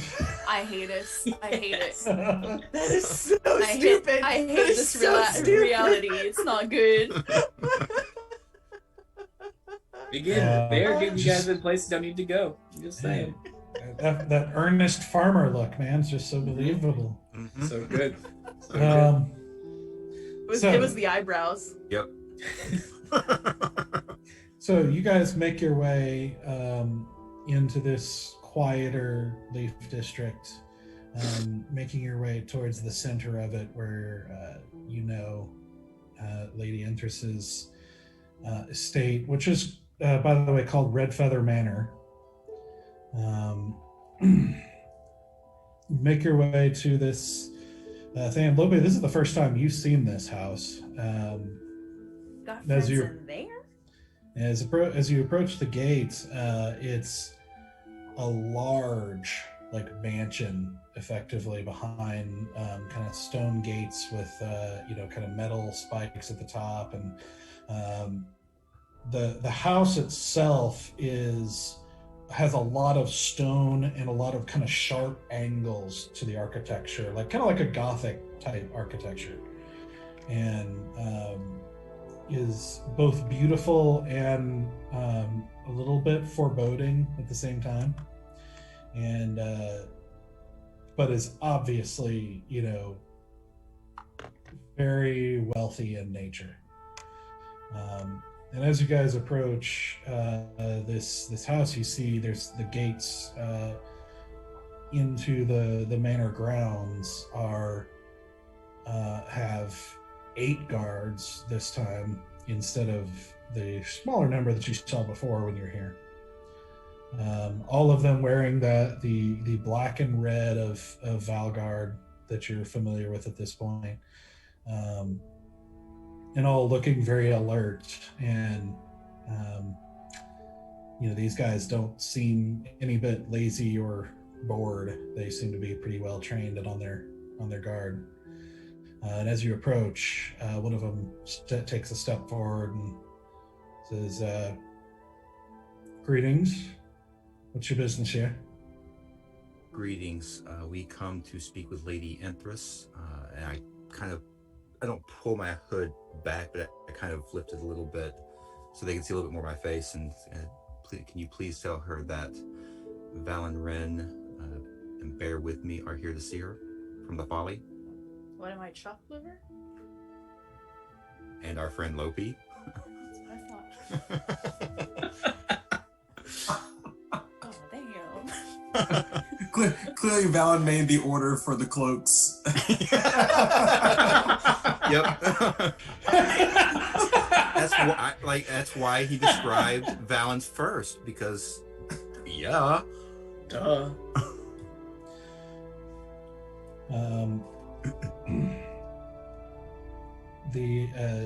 He looks you guys over carefully, and then he turns and looks back behind him as another soldier gives him a nod, and he says, "The governess is not here at the moment, but she'll be returning soon. You are welcome to wait inside." Thank you. I guess we just make our way on in. All right. Yeah. So they open the gate for you, and you guys walk in, and make your way through this, decent sized courtyard with these manicured bushes that are just very precisely kept and perfectly trimmed lawn and and you can tell, like, as autumn has been progressing here, you can see some of the trees and bushes were planted with kind of an impressive level of foreknowledge, where the colors, as their leaves have changed, have some coordination to them, or kind of forming patterns in this courtyard. And it's not only impressive that it's so well kept and everything, but also that they would have that sort of planning to even plan for what's going to happen with them in the fall, that it would look a different kind of beautiful. But is nothing new to you guys, having seen kind of the opulence that Lady Enthress and everything she does, is. Your friend got money. As we're walking, Valan,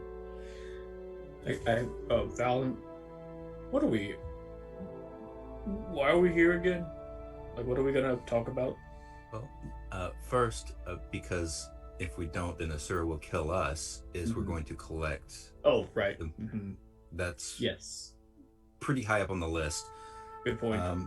But I think kind of let her know some of what we found out in Lessa. Oh, right.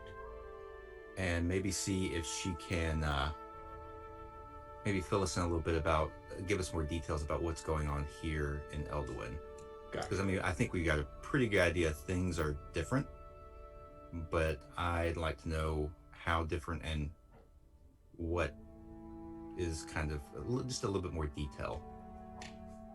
Then I turn over to Loppe.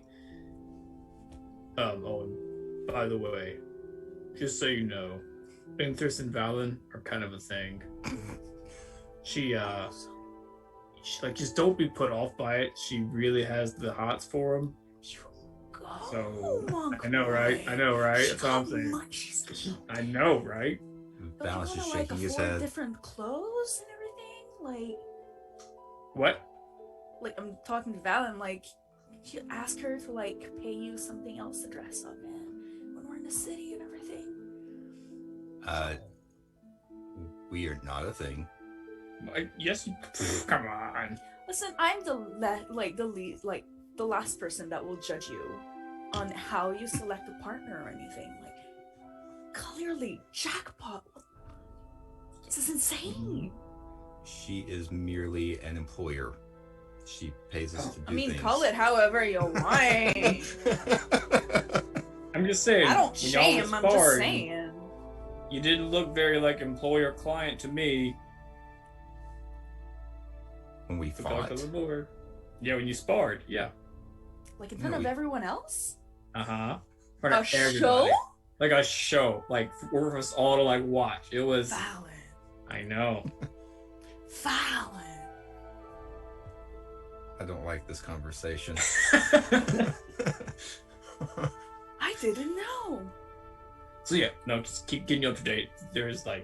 thanks. It's gonna be inspiration like for the next poems, all right, songs and everything. Oh, interesting. You never heard that? Just, someone else writes those. Oh. Writes your songs? They're not my songs. They're not? I just sing them. Oh. Okay. Thanks. Well, I'd love to hear them at some point. I think I want to do an insight check on that. Sure, go ahead.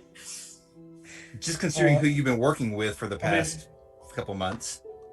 Yeah, so Loppe, on the point of you not writing him, it would be still a deception check. Oh, sure, I'm gonna roll for that. So.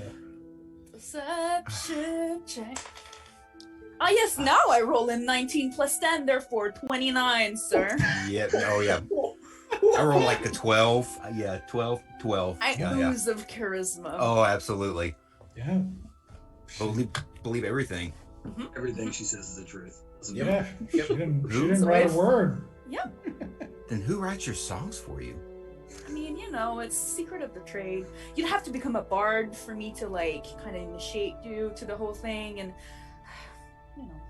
What if I can play the violin? Does that help? That's something I can't do. Color me? Impressed? Surprised? I'm not great. I played a little bit, you know, at the monastery, and I start to get a little sheepish about it. Like, but you know, no! Do tell! I mean, I'm not anything special. I could play a few notes, a couple of maybe 1 or 2 songs, but nothing extravagant or fancy. You keep on surprising me more and more. Well, if you ever want to go through the initiation to become a bard, you can ask me. We'll see. I want to see a monk subglassing bard so bad. So bad. Oh man, what would that be like? You know, eventually, I mean, by the end, we're gonna all subclass bard. I'm going to subclass in each class. By the time I reach level 20, I'm going to be at least level 1 in everything. There you go. Jack of all trades. You start a bard troop called the Monkeys. Yes. I hate it. Yes. Oh man. I am here. Oh, good night, 100%. everyone. It's been a Yes, pleasure. this is it. That's the show. Bye. Wow. Well, it's very nice. Making money with whoever that is. Lady Enthress, you were saying? Enthress? Lady Enthress. So you guys make your way through the courtyard and reach the front door, which opens right as you reach it. As you see the sort of stiff-backed, like kind of hilt tilts back a little bit, slow but intentionally moving form of Alton, the head servant that you'd met before. And he says, "Greetings once again. Good to see you." Hey, Alton. What's up, my dude? Shall I escort you inside to wait for the governors? Please. He turns and leads you back into that same waiting room that you saw before, that just has, you know, the artwork that is extremely detailed and well painted and just a little bit creepy. You know, the vases or vases, you know, just very expensive things, like all over the place. And he says, "Would you care for anything to drink while you wait?" Oh, yes. Last time I was here, I had the best scotch. The Storm Breath. Is there any more of that? But of course. I think you guys will want one. Let's get 3 glasses if you don't mind. I so desperately want Alton to, when we come into the mansion, to say, "Walk this way." And then we all go, you do his little whatever walk. Desperately want that. No, this way. This is excellent choice, sir. Mm-hmm. Thank you. One moment. And he turns and returns shortly with a bottle and 3 glasses, which he places in front of each of you. And you know, he like kind of takes his arm and puts the bottle over the forearm and pours out the bourbon into each one. Do enjoy, and feel free to summon me if there's anything else you should require. Before you go, sir, can I Yes. please, do you have a violin laying around? It would be very nice. I shall check the stores. Thank you so much. And he turns and like still just kind of like, you know, he just walks with this very stately, intentional walk. Not slow, but not fast either. Okay, as soon as he's out of like sight, I'm gonna try to like replicate that walk like perfectly. Do a performance check. Hell yeah. I get advantage when I'm trying to pass myself as someone else. Damn. Just Alright. saying. Dang. Sure, why not? Good. I got a 2 or a 5, so 15. Jeez. Okay. It's definitely well enough to know that's what you're doing. It's not bad. How was it? They're like, it's funny. Nice. For your first try, that was pretty good. All right, I want to taste that alcohol. Oh my god. Mm-hmm. It's quite delicious. I don't taste it. I just chug it. Oh, Okay. Would you Even like my chugging glass? it's not. So the drinking of bourbon that you've done in the past or whiskey has typically been a lot lower quality. Because even the top shelf even at a nice tavern doesn't come close to this. This is like maple syrup. This is so sweet and smooth. There's like complex flavors that are like perfectly blended together. And it's like you can taste that it's alcohol for sure, but it's not this just harsh burn that whiskey normally, like lower whiskey normally has. This is dangerous. Yeah, that's what I was gonna say. Like she puts it down. She was like, "Never mind, that was very dangerous." Very good, but that's dangerous. Mm-hmm. Yes, I do enjoy this Targonian ale. I'll come back to visit Enthress for sure. I mean, just ask Valan. Oh yeah. Hey, maybe next time you're here, you can like grab me a bottle. Just saying, that'd be cool. Every time I've been here, you've been here. Well, yeah, but if you come without me next time, wink, wink, nudge, nudge, just grab me a bottle. If that happens, I'm not saying it's going to, but if that happens. I feel like I'm getting picked on all of a sudden. I don't know why. I mean, it's because you're Valan. We want you to be happy. That's all. I don't mean to pick on you, but. Oh no, that's from what I understand, that is what family does. They pick on each other out of love. Yes. Mm-hmm. I just took the liberty on bullying all of you now, so. Well, you're family. I'm family. You helped us kill a dragon, as in my book. Yes. That is family. I mean, I have mixed feeling right now, but before I was very thrilled. Family's a big word, so we're gonna put a hold on that. But that's really cool alcohol. It's very good. Right.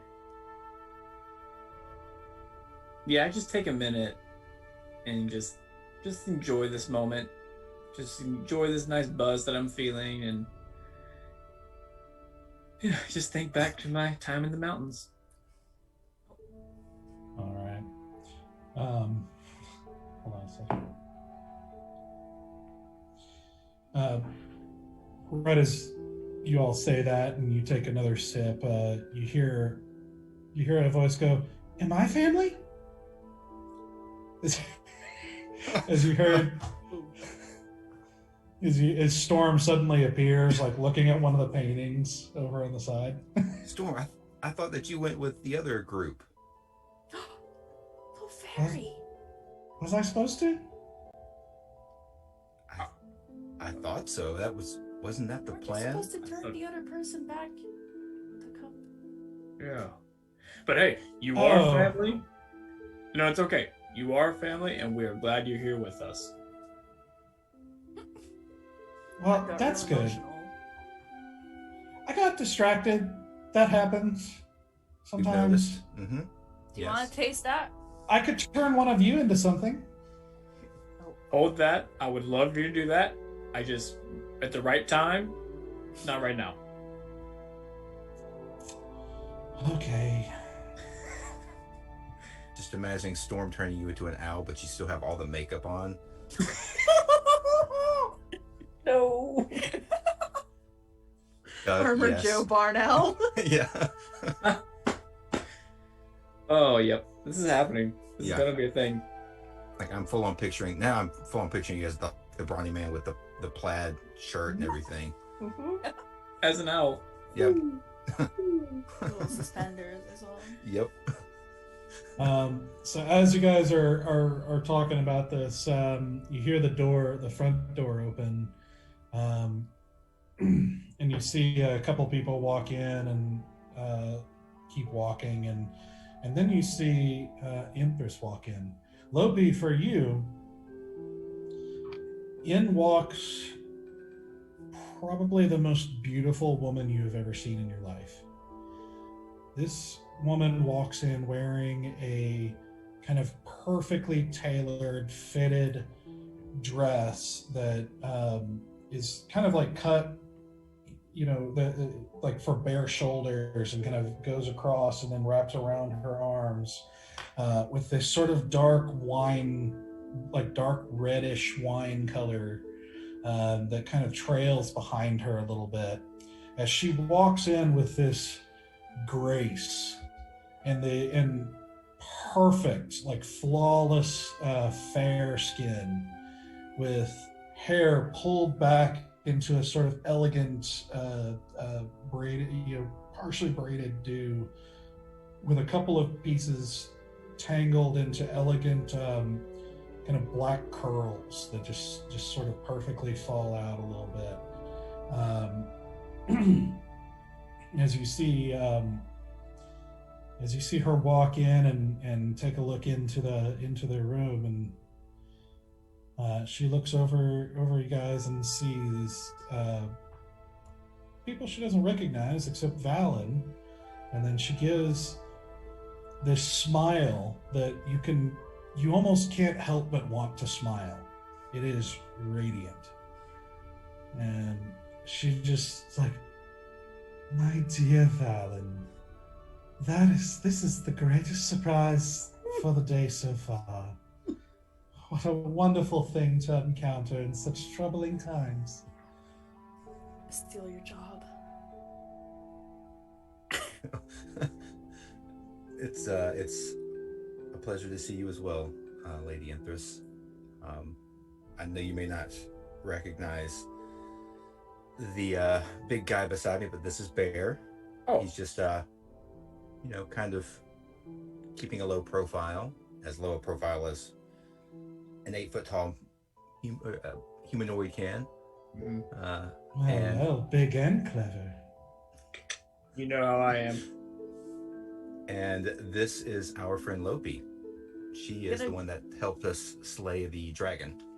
I'm gonna get up and take her hand and just like bow and kiss the palm of her hand if I can. And I say, "Calliope, if you ever needed anything."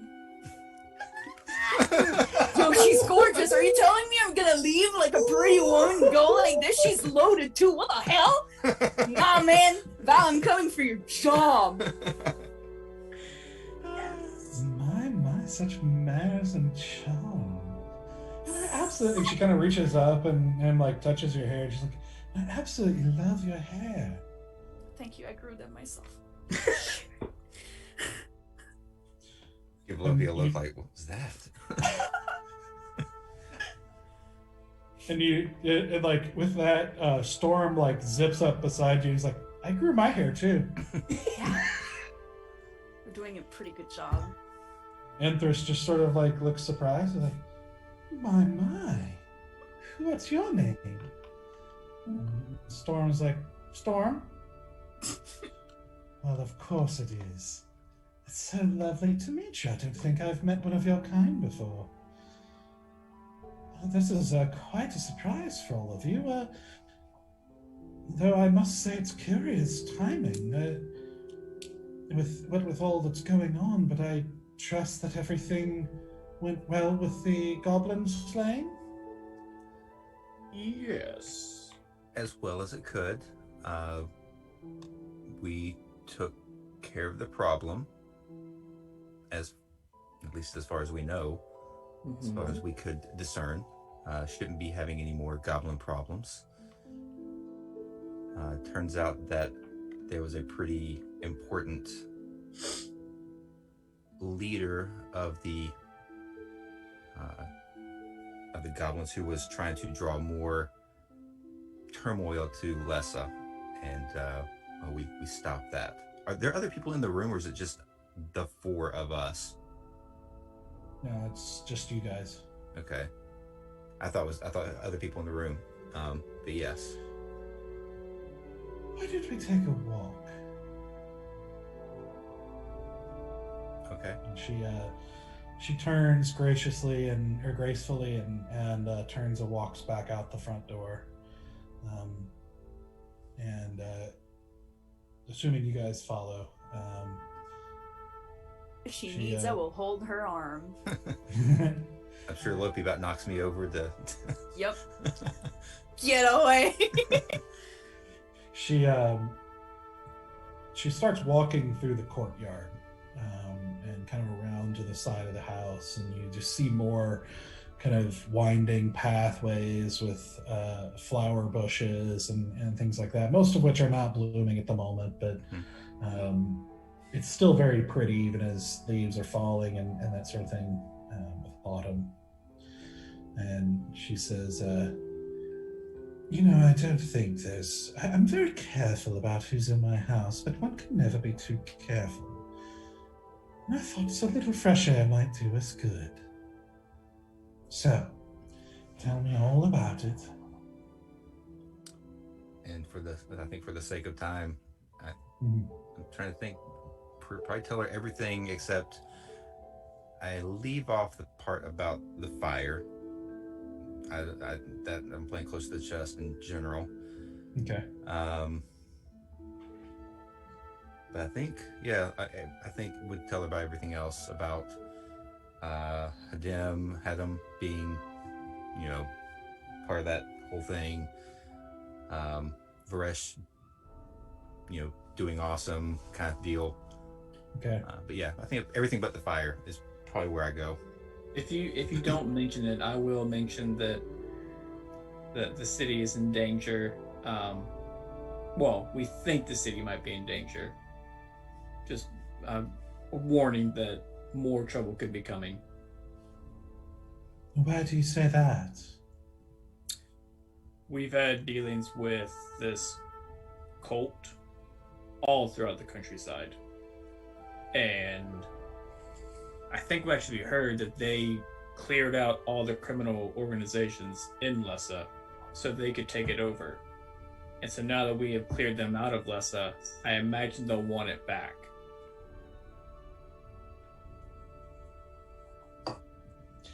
I see.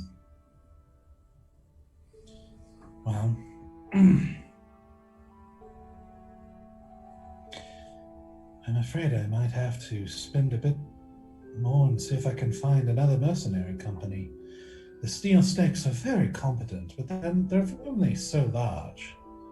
I've always liked Captain Varesh. He's always struck me as someone who sticks to his word. It's good to hear that hope was not unfounded. But this Hadem, I've met him a couple of times, and I like to try and stay positive in my life, but something about him just didn't seem quite right. Perhaps it was the perpetually cheery attitude.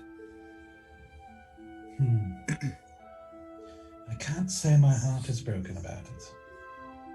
And I'm certain we'll pick a more competent leader this time. I think I'm going to have to pick another leader soon, too. And why do you say that? Well, it seems that as you apparently were on your way back in a different part of Carandia, Dugainholm met with ill fate. Seems to have been murdered, as far as we can tell.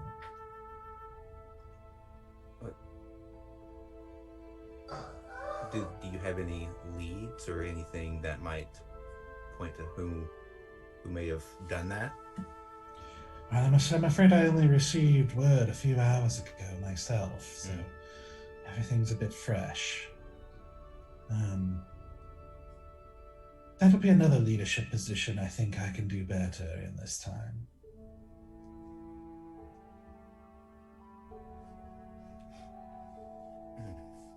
There's another one that I can't say I'll entirely miss. We never had the, I believe we ever had the pleasure of meeting Duke Einho. Neither did most of the people he was supposed to be in charge of. But that's a bit of a different story. Wow. How's do you? I know he's dead now, but was he lazy, or was he corrupt? I think he was simply preoccupied with his own self-interest. He was part of a powerful family, but with his death, I speculate that his family will be a little bit easier to deal with, and they will not be in power this time. It's my prerogative to appoint a new one now that he's gone, so I'll pick somebody more competent, shall we say. Well, good luck with your selection. I know that choice is not an easy one to make. Indeed, but I have somebody in mind that I think will do a good job. Would you say this?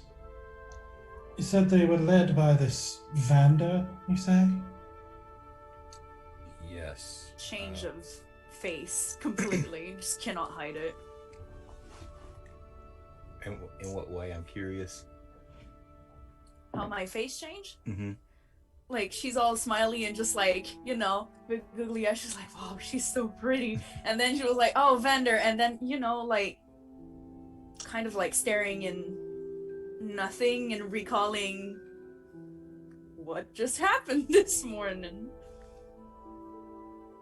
I think she actually gives you kind of a look with, you know, kind of narrowed eyes a little bit. She's like, did I say something wrong? Not that you could have known, my beautiful lady. It was someone I knew in a previous life. Truly. Well, I thought. And was he involved in such things before? Of course not. Do I look like someone who would be associated with such things? No. We're a jolly band of troop, like a troop of bard. That's it. That's all there was to it. Not that it mattered today. And she kind of looks at you with kind of very clear, like empathetic eyes. No. And like, look, and she actually puts a hand on your cheek and she just says, my dear, what tragedy life deals us sometimes. Don't make me fall in love with her. Don't make me fall in love with her. Don't make me fall in love with her. Oh man. And I'm like, she's trying really hard to hold back tears. Like, you see that like trying, like starting to flood her eyes, but she's like, I'm gonna suck it up. I'm gonna suck it up. And you say this Vander is the brother to the necromancer who's been causing us problems this whole time? Apparently. From everything that we've learned so far, that appears to be the case. Oh dear. I'm afraid I may have painted a target on your back accidentally. How so? On whose Well, back? if our I- back. I don't claim to know the intricacies of their relationship, but I imagine if I had a brother that I was close to, I don't think I would let it go very easily, especially if I was prone to such violence. Oh, I mean, we already knew we were screwed. That we just thought you painted something else on our back, but no, we knew that. It's a little extra assist in the, kicking of our asses area. Well, it was my intent to send you on the mission because I had every confidence in your abilities, and as you've proven, my faith was not misplaced, but it was not my intent to drag it out or involve you more than you wished. I apologize for that if it becomes too troublesome for you. I should feel quite terrible if anything should happen to you. And she looks at Valan pointedly. Well, I don't believe that you painted any more of a target on her back than what was already there. We were probably going down this path, whether you sent us down there or not. I see. So you shouldn't feel too bad about that. Although it probably comes at some small comfort to you. Perhaps any effort or resource spent on attempts to kill you are at least distractions from killing people who might not defend themselves so well. Yeah. That's a way to look at it. Yeah. I mean, I think most of us are probably here to try to protect the innocent, at least to some degree, whether we succeed at it or not. In any case, it seems like you have done far better than I could have imagined. I don't suppose I could persuade you to take up more permanent employment with me. That's probably a discussion for all of our group. We can talk about what is being offered and see where that goes. Well, I should very much like to discuss a more long-term relationship. I believe that can be arranged. I hope so. And she kind of straightens up and she says, well, in the meantime, I believe I owe you some things. Yes, if we did not collect, then Asura would probably do some serious harm to us, if not kill us. She can try. I won't tell her you said that.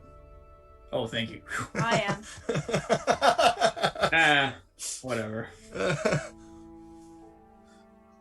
Well, I'm almost tempted not to pay you. I've always enjoyed watching storms. Storm's right here. And oh, yes. You too, little one.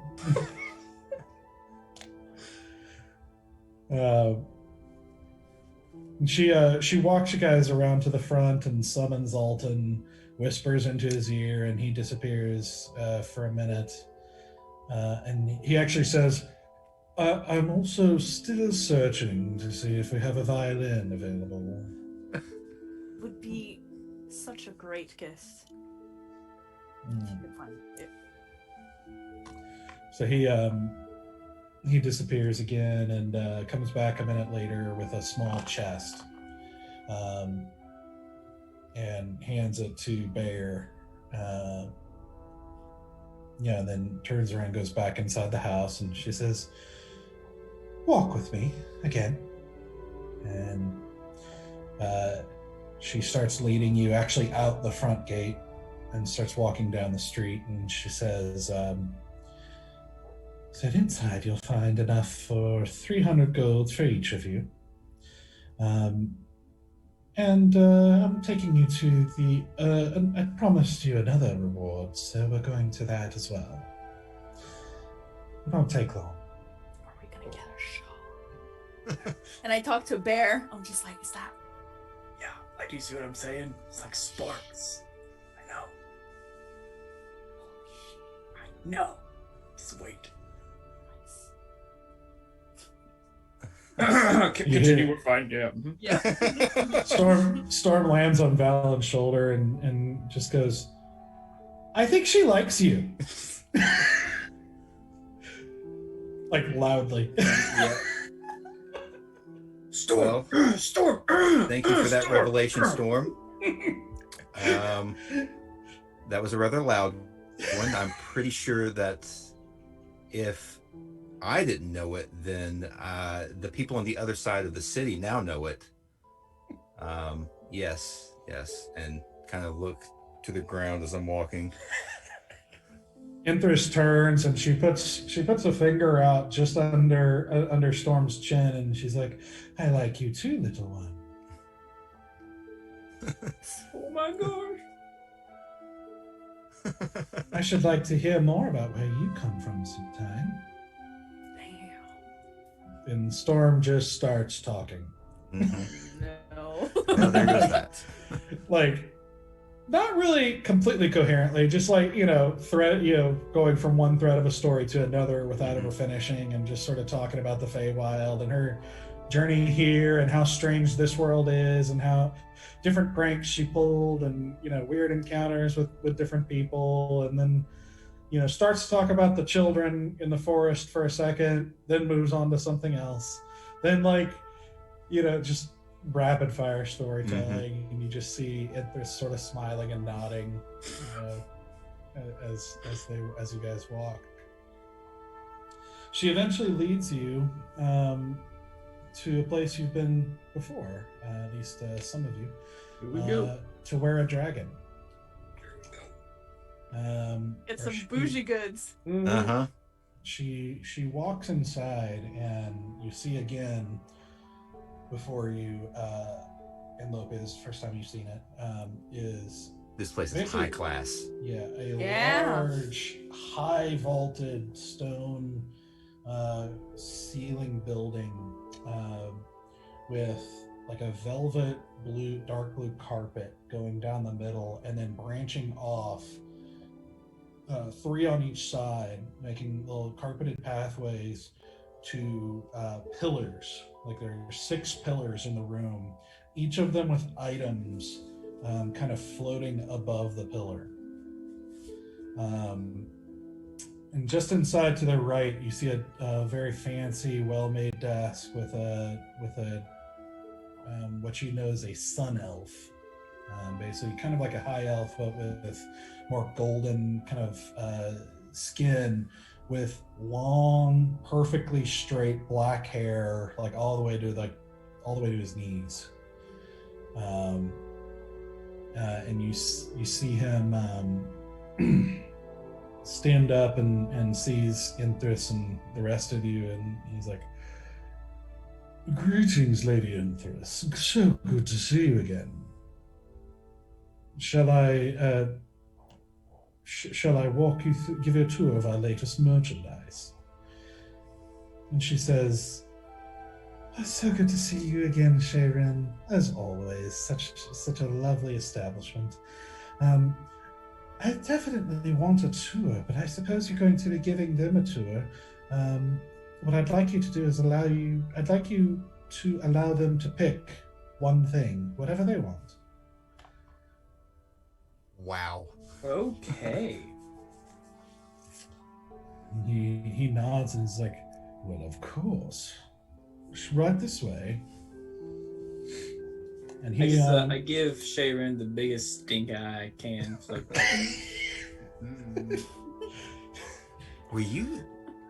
Have you been to the Were Dragon Fair? I know Stoic and I were the ones that went the first time. I went after you guys. Okay, Yeah, that's right. Yeah. Easy tried as well, I think. Yeah. I was the first one, yeah. Yeah. Everyone's tried. Everyone's tried. So Yeah, that's where like the famous outhouse joke came from. Correct. Right. I'm not sure if Asura's been there though. I think she may. I've never been there. She's the only one that hasn't. And actually, I think that joke happened during the offline sessions too. Did oh, it? it did. Yeah. That's right. I think wow. They didn't have enough money, so he was like, "Oh, you'd have a great place. There's another shop across the street that's better suited to your needs." Your needs, yeah. Yeah, and they walk out and see the building he's talking about, and it's an outhouse. Uh-huh. The amount of shade that was thrown by that elf. It was brutal. Mhm. Brutal. Yeah. For a sun elf, he spends a lot of time in the shade. Oh, Yes. good. That's good. but he's good at burns. Hey. Yep. So he walks you over. He kind of ignores the stink eye. Obviously, the professional, and obviously very obviously Enthress is a customer that he definitely wants to be a part of. So he walks over to the first item, which you can see is a large like bronze looking kind of burnished axe, and he says, "This item is known as the Giant's Fall. It is quite a magnificent weapon that has been used to slay giants and similar types of creatures in the past. So this is basically a +1 axe that deals bonus damage to giants and giant type creatures like Ettins or trolls." Okay. So then he walks to the next one, which was actually there the first time you were there, Valan. The first time you got this tour, there's an item there that's a cloak that is this sort of kind of bluish green tint to it, and it seems to be kind of flowing as if it's underwater, gently. And he says, "This one, as lady and sir you have seen before, is the Cloak of the Deep. It is quite an amazing item that allows you to swim at great speeds as well as breathe underwater. Quite useful for any sort of trip around the oceans to see the life that, the sort of underwater life that a normal person would not be able to see." Then he walks to the next item, which is so this one is he brings you over to a it looks like a book that's open and has pages that look a little bit worn by age, and actually has like a couple of worn edges around the around the front. Like if the book is closed, the front of the book there, or the edge of the book, the pages are worn away a little bit. He says, "For the more magically inclined, this is known as the Duplicitous Manuscript. It is a spell book that contains a number of spells known for trickery and illusion. It can be used as a spell book for one who is so inclined, and can also be used to exchange spells for spells of this kind at one point during the day.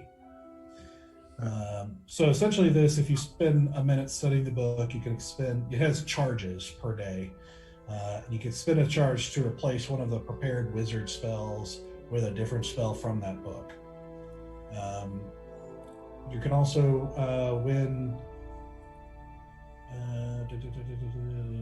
when a creature that you could see makes an intelligence check to discern the nature of an illusion that you cast with one of these, or you makes a saving throw against it, you can use your reaction to expend a charge and impose disadvantage.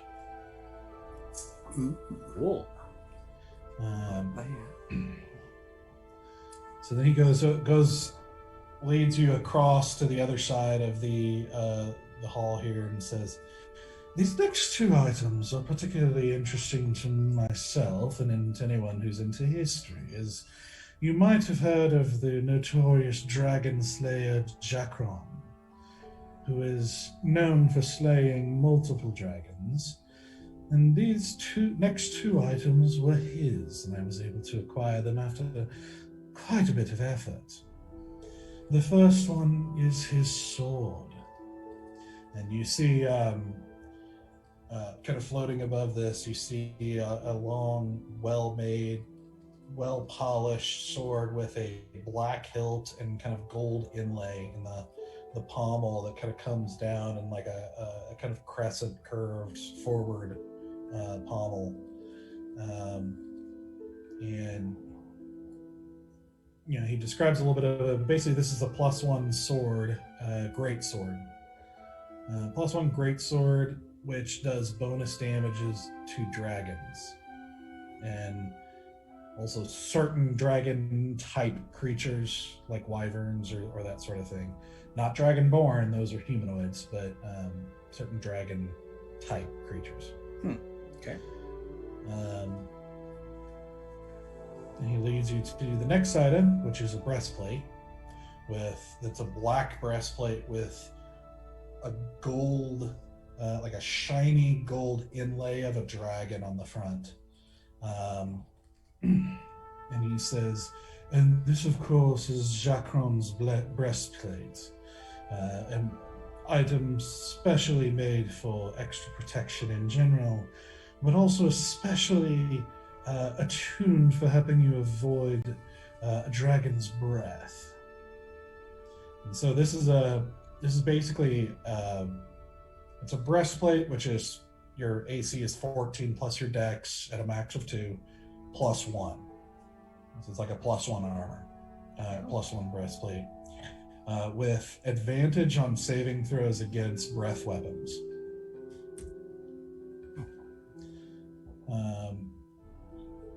And then he leads you to the last item, which is you can see what looks like a bracelet. It looks like if you're wearing it, it looks like it would be a bracelet that sort of has a very intricate weave that would go up like the back of your wrist and then wrap around the middle finger. Seemingly made of wood or vine or something, leather, some sort of material like that. And he says, it's like dark green. And he says, let's see, pull it up here. I didn't have the right thing pulled up here. Come on, man. I know. All right. So this one,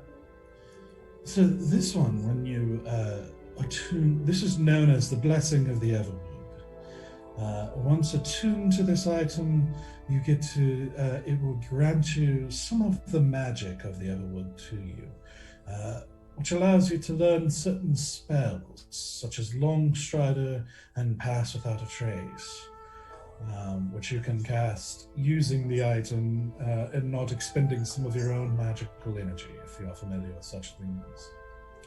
And these replenish each day, and also grant you a small cantrip from the druid class as well.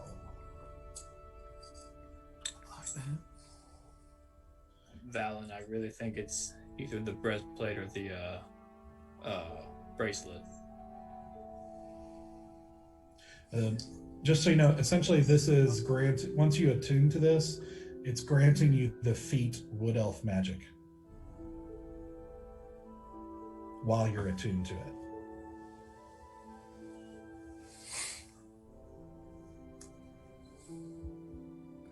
I want the bracelet. Right. And +1 to your dexterity. Oh. I want the bracelet. That Or bracelet's not. pretty dope. I pulled Baird aside just a little out. I don't know if it's not going to make amends for anything, but I kind of want to let Loppe just make the choice. I kind of thought the same thing. Yeah. Give me free stuff. I know that the whole party's not here to make this decision, but I meant to also be reading off the prices, just so you know. But the prices range from $35.50 all the way up to 8,000 gold. yeah, I know it's expensive. I remember the price of the whip. I'm like, oh, this is the expensive place. Yeah. We're talking thousands, not just This is hundreds. big money items that she's buying. Yes. How much was the breastplate? Just The curious. breastplate is 5,800. Yeah. Yikes. Yeah, Alan, you're right. It can't fix what we did, but it might help help the healer, make her feel more Yeah. appreciated by us. I'll go ask her what she thinks the best thing here is. Already trying ask it. Loppe. Yeah. I'm already talking with a Sun Elf and just like, can I try it on? Like, just want to see how it looks with my complexion and everything. I think we know what she wants. How Yep, about we just walk over to Loppe and say, Loppe, we know that what we did, it's a lot. Really, you wanna bring this on right now? And This may looks not like expensive leather. I cannot cry on it. This may not make amends, but how about you choose an item? You choose the item.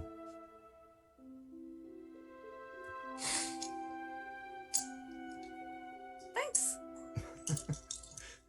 So you probably don't want to tell Asura about this. I don't think No, she'll. I'm gonna show it off. Don't No, worry. keep it between us. Keep it between us. Yeah.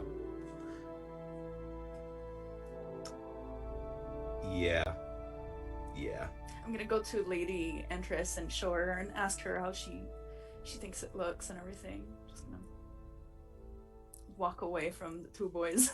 Just lost an item. It looks quite lovely and quite a generous gift. I know. Aren't they nice? They It's must- what they call a funeral gift, instead of paying for the burial and the banquet and the priest. I don't know who Vander really worshipped, no one. And the casket and the flowers and all the reception really, and just, they brought him in a box. So, I'll take it. Well, I think this would have paid for 1,000 funerals, so... He deserved 1,000 funerals. Well, old though. Old. Yeah. That is very weird. I can't wait to drink tonight. Okay. Life is very complicated. In his previous life, okay? Life is very complicated. But they must be quite fond of you to give you such a kingly gift. I'll think about it. Well, if that's what you all choose, then I shall arrange things with Shayrin. Just give me a moment. Pretty sure that we just put a price tag on friendship. You just tried to buy a friend. Yeah, pretty much. This is the most money you have ever seen in the entirety of the campaign combined. Oh, it hurts. And we're literally out here fighting fucking necromancy. Yeah. Hobbled with one hand tied behind our backs. Right. Yep. With no information. Correct. That's right. Yeah, it hurt Larry, but the amount of guilt that Valan felt, it was not a good. I was not expecting that. I thought we were getting the gold and that was it. I forgot about the rest of the deal. So it was a perfect storm of guilt and here's a thing that can help with that. Also, too, I mean, come on, she is our friend. She needs magical shit. Yeah. And I should note that as she walks over, before all this conversation with Enthress, as she walks away from you guys, like Storm just kind of like gets near you guys, is like, but she didn't even do anything. I know, that's the best part. I did something. Well, I mean, I kind of died, but still. Oh, yeah. I open up the chest and I go, here you go. And I give her 1 coin. What's to do with that? Whatever you want with it. You can buy more strawberries with it. Or you could throw it at somebody. That's also really fun. Is that why people like these? Some people, yeah. Well, that starts to make more sense. Right. How much was that bracelet? I'm scared to even know that. Don't even know. It was actually the cheapest thing there is $35.50. That was the best thing. Only makes me feel marginally better. Wait, 550, like 550? No, 3,500. I think 30. You said 3,550. 3,500. 3,500. Yeah. Okay. Yep. Cheapest thing there is still probably more expensive than anything else in the city, but you know. Yeah. Just a few more jobs, I'll be able to afford it. It's fine. It's fine. It's fine. It's fine.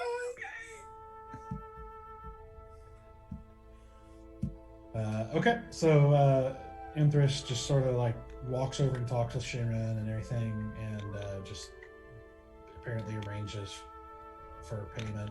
You actually don't even see any like money change hands or anything, but then she walks over to you and is like, "Well, I hope that was a sufficient reward, and hopefully that was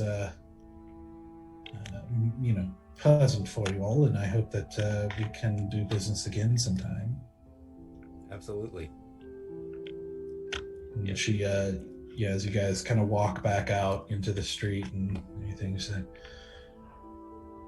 "Well, was there anything else you needed from me? I'm not certain you want to stay in the city terribly long." Not really. I was curious if you had any more, if you could maybe give a little bit more, and I don't know if this is the best place to do it considering we are kind of out in the city, but I was just wondering if there were more details you could give about what's going on with all the unrest. Well, it seems the people don't take kindly to a king who won't protect them. Who could imagine? He has finally called up the military, but I don't believe he intends to do anything about the necromancer except protect the city. I think he's acting in fear more than concern. Still, I suppose one could argue it's a step in the right direction. If only we could persuade him to do anything with it. It's quite vexing. And he's calling up the military to protect the city and not protect himself from the city? Well, I don't think there's much of a difference, if I'm being honest. It sort of accomplishes both things, if truth be told. A military presence certainly serves to dissuade any sort of violent outbreak, or control one that might happen. But we have all heard the reports of a zombie army ravaging the countryside, and it's he fears Eldowyn will be an inevitable target.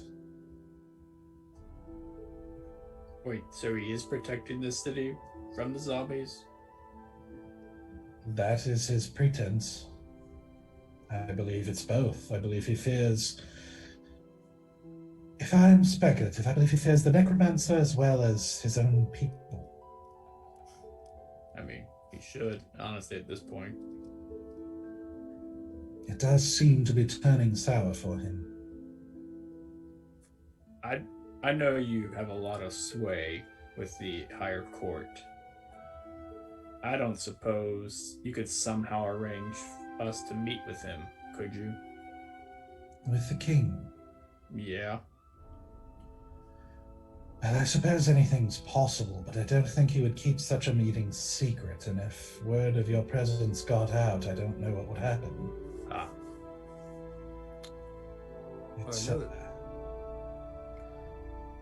There are some who believe that people should not be able to assassinate a person of high office without authorization.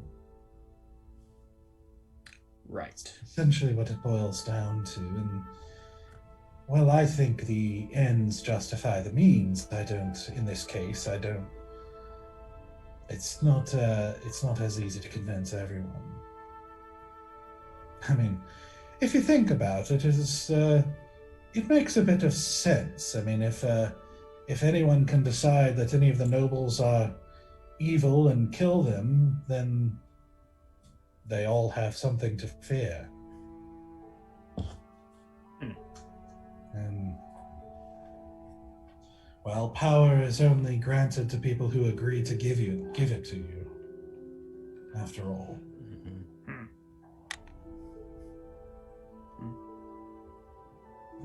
know that from what we've heard, that there's a fairly significant portion of the court that is not they're not our biggest fans. What does the king think of us? Well, he has not voiced quite a loud opinion either way. It's not his way. I think he will wait and see which opinion wins. Go with that one. We're not talking about a very strong man here, I'm afraid to say. Yes. Does he... Is there someone else we could convince? Like, is there an ear? Who has the king's ear, basically? Like, who does he listen to? I'm afraid the truth of the matter is that as fear has increased, his compliance or willingness to listen has decreased. Fear has a way of taking hold of a man, and that's true of any human being, to be fair, but I'm not sure anyone can get to him at this point.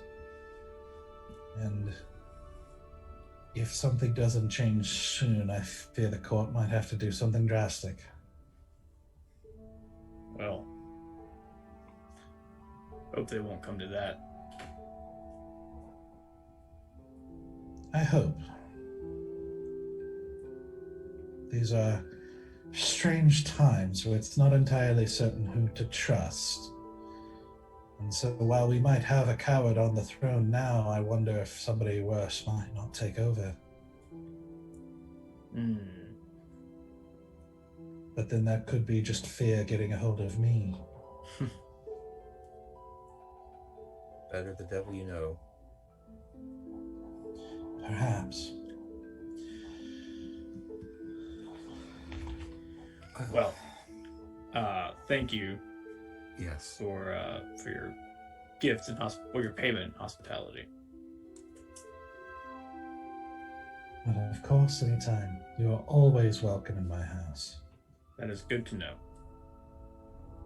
I will say too, there was one other thing that kind of crossed my ears, and I don't know. They're not my circles, so I don't know much about it. All I can tell you is that someone seemed to have mentioned that you seem to be on thin ice with the Smiling Man. Oh. So you probably want to steer clear of them as well. Yeah. Yes. Yeah. Thanks for the warning. We'll watch out for him. We've made enemies.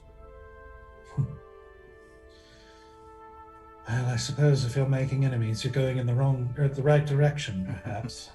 You might have been right the first time. Yes. I suppose time will tell. But if it's any comfort, I believe that if anyone is going to help us face the darkness ahead, I'm glad it's you. I hope you're right.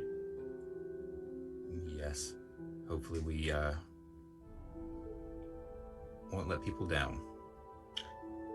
And if we have to leave the city for whatever reason, and our friend Loppe stays behind, watch out for her. Just, she's one of us. I'm a great entertainer. Music, sing, I act.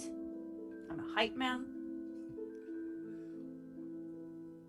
Well, I'm certain there are opportunities for one with such skills.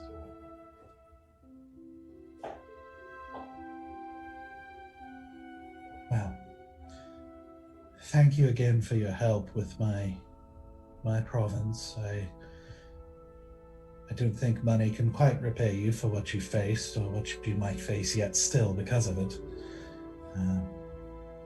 But thank you again. And hopefully we see each other again soon. But do keep your head down in the meantime. Mm-hmm. We'll try. And good luck with the courts. Oh, yes. That tangled web.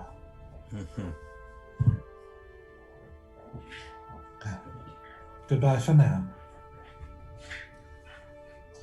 She bids you goodbye as you've walked down the street at this point back, and she kind of parts ways to go into her manor. As you guys part ways and start heading back to the meeting place. Well, actually, I'm gonna, as we're walking, I hand off the chest to Valan. Storm, you around here? Yeah. You still want to turn me into an owl? Uh-huh. Go for it. Okay. And right there in the middle of the street, there is a bit of a noise as suddenly replacing Bear is a kind of large brown speckled owl. Can I fly? Like, do I have to roll it there? Can I just like fly like normally? No, essentially what happens is you start testing it out, and surprisingly, it's almost like you're still yourself, but it's almost like you've gained some sort of instinctual knowledge alongside of it that allows you to fly naturally. And you just take off into the air, now seeing Eldowyn from up high, kind of reminding you a little bit of being on a mountain, looking out over the, from the heights. But of course, this is freedom, like you've never experienced before. Love it. As I'm flying, I want to fly over to Greenwood Manor and take a closer look at that. Okay. Looking over it, you see there are definitely guards now. There are definitely soldiers. There's servants kind of coming and going. It looks to be, you don't see Greenwood, but you see like a lot of his people just kind of doing stuff inside, and guards very carefully guarding it outside. I land on the roof, and just take a few minutes to like listen and see if I hear anything of interest. Okay. Okay, make a perception check. Oh shit, come back. Perception. 12. Is it owl's perception though? Or is it human perception? It's an owl's, which is +3. Hell yeah. So then 14. Thank you, Tara. Nice. So as you sit there and listen for a few minutes,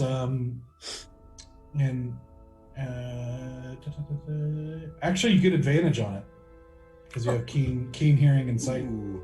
Well then at most 14, but it's actually 19. Nice. Okay. All right. I love being an owl, guys.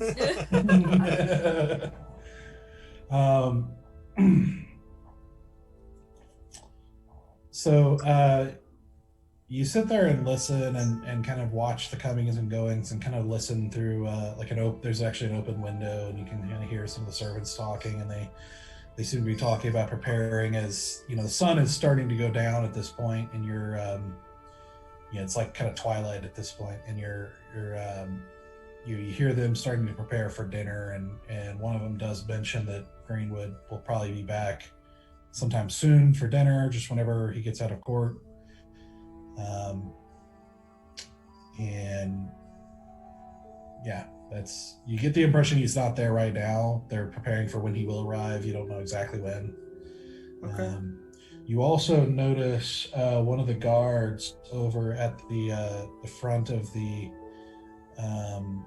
toward the front where the gate is, looking at you and pulling his bow off of his back. I just go, hoo, hoo, and I leave. And let's see, what's your AC as a Oh shit! owl? Yep. All right, so he takes a shot, loosing an arrow into the air, narrowly missing you. It's irresponsible of the guard. A little It's gonna bit of fall owl- down and hit somebody. I mean, Just a little bit of owl poop pops out. Is Is this it like name big like pellets? Yeah. Yeah, they do like whole pellets of. Bones is his and name shit? like Buck? It's like that little kid that like burns ants with a magnifying glass. Like who sees a random bird and it's like, Yeah. there's a bird. I And should then- shoot it. It's gonna poop on the roof. It's You a gotta big kill it. It's a big bird. It could be good. Like tastes good, man. This is He didn't think I was medieval. bear. He was just They trying want to eat food. me. All right, so you guys make your way back. All of you make your way eventually back to the kind of shed area, and Asura. A little bit before they actually make it back, as you're kind of sitting there waiting, which is this is apparently an area that is not traversed. Like nobody comes through or bothers this whole time. You're just sitting waiting. It's very quiet. You're just kind of hearing the soft sound of the river going by. You're kind of going into, like, as it hits the grating as it goes into the city, like under the wall and into the city, making this sort of soft but kind of peaceful noise. But eventually you hear a noise and look over and you see like walking into the clearing, you see Trill and Sylenna. Sylenna, who is now has a longbow strapped to her back and like a little hat, like that kind of comes to a point in the front of her own. As they walk in, as Trill with his kind of same kind of graceful saunter. They both they kind of stroll in and see you, and you see Sylenna kind of speed up her step a little bit and walk over and hug you. I give her a big hug back, and I just kind of nod and smile at Trill. He just winks at you and kind of gives you a It is lopsided grin. It is so good to see you both. We found him. The one who knows how to get to the Feywild. Storm's brother? Yes. They are in town at the moment. They are running a few errands. But I decided to stay behind to make sure you had a warm welcome when you got here. As you pull away and you're talking to her, you actually see out of the corner of your eye now, you actually see Hadressa standing off like beside the water, facing away from you as well, with her hands behind her back, looking out over the water. And Sylenna says, "So we're going to the Feywild?" If that is still what you want. I won't make you go anywhere if you don't want to go there. Trill seems to be taking good care of you, but we saw Lessa. And we saw what it was like out there in Valgard.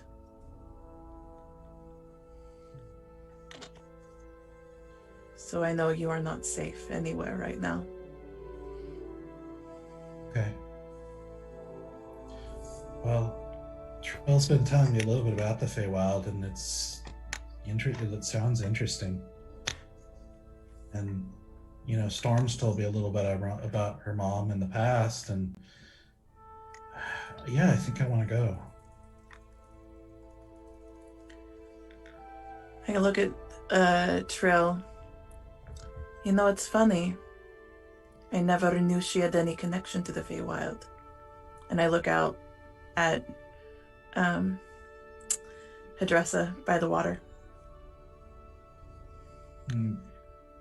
Yeah, Trill just says, we've been here and there in a time.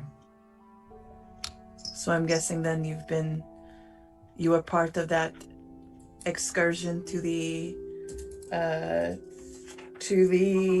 court of the Winter Queen? Kind of gives you like a shrewd look and everything. He's like, the Sithrish been telling you tales about us, huh?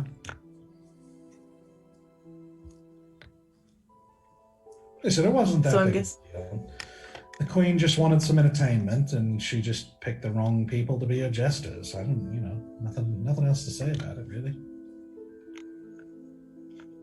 It just adds another layer to this mystery. One in which I don't like being on the outside of. Yeah, well. I guess you're in good company then. No mystery here.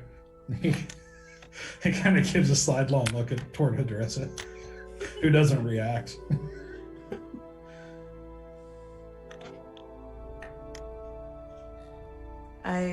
Listen, what can I say? She's not ever going to come out and say really anything, really, but there's good reason for all this cloak and dagger. I Maybe get you it. don't trust that, but, not much I can do about it. I do trust it. I live it, but I want to do more. So I want to be more involved. As you're talking, you also see now the creature that you saw the first time you met her, the feline, long, large, black feline creature with 2 long tentacles coming off of its back, prowls out of one of the shadowed doorways and goes up beside Hadressa, who puts a hand on his head.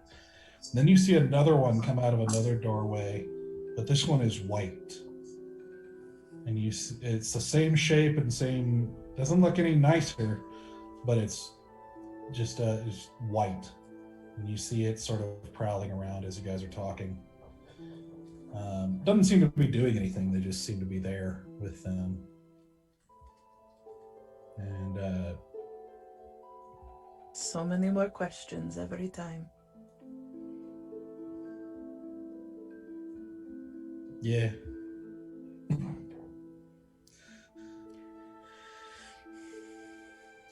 And yeah. I just wanted to make sure, Thrill, that you were okay. We know about you being found out, and she rightly kindly asked us if we had said anything. Who did? Hadressa. Oh, yeah. I just wanted to make sure you were okay right now. Yeah, well, I told her it probably wasn't you guys, but somehow they found out what I looked like and knew what to look for. So she's just being herself and trying to find out how and who and what. She's very protective of those she cares about. Yeah, well.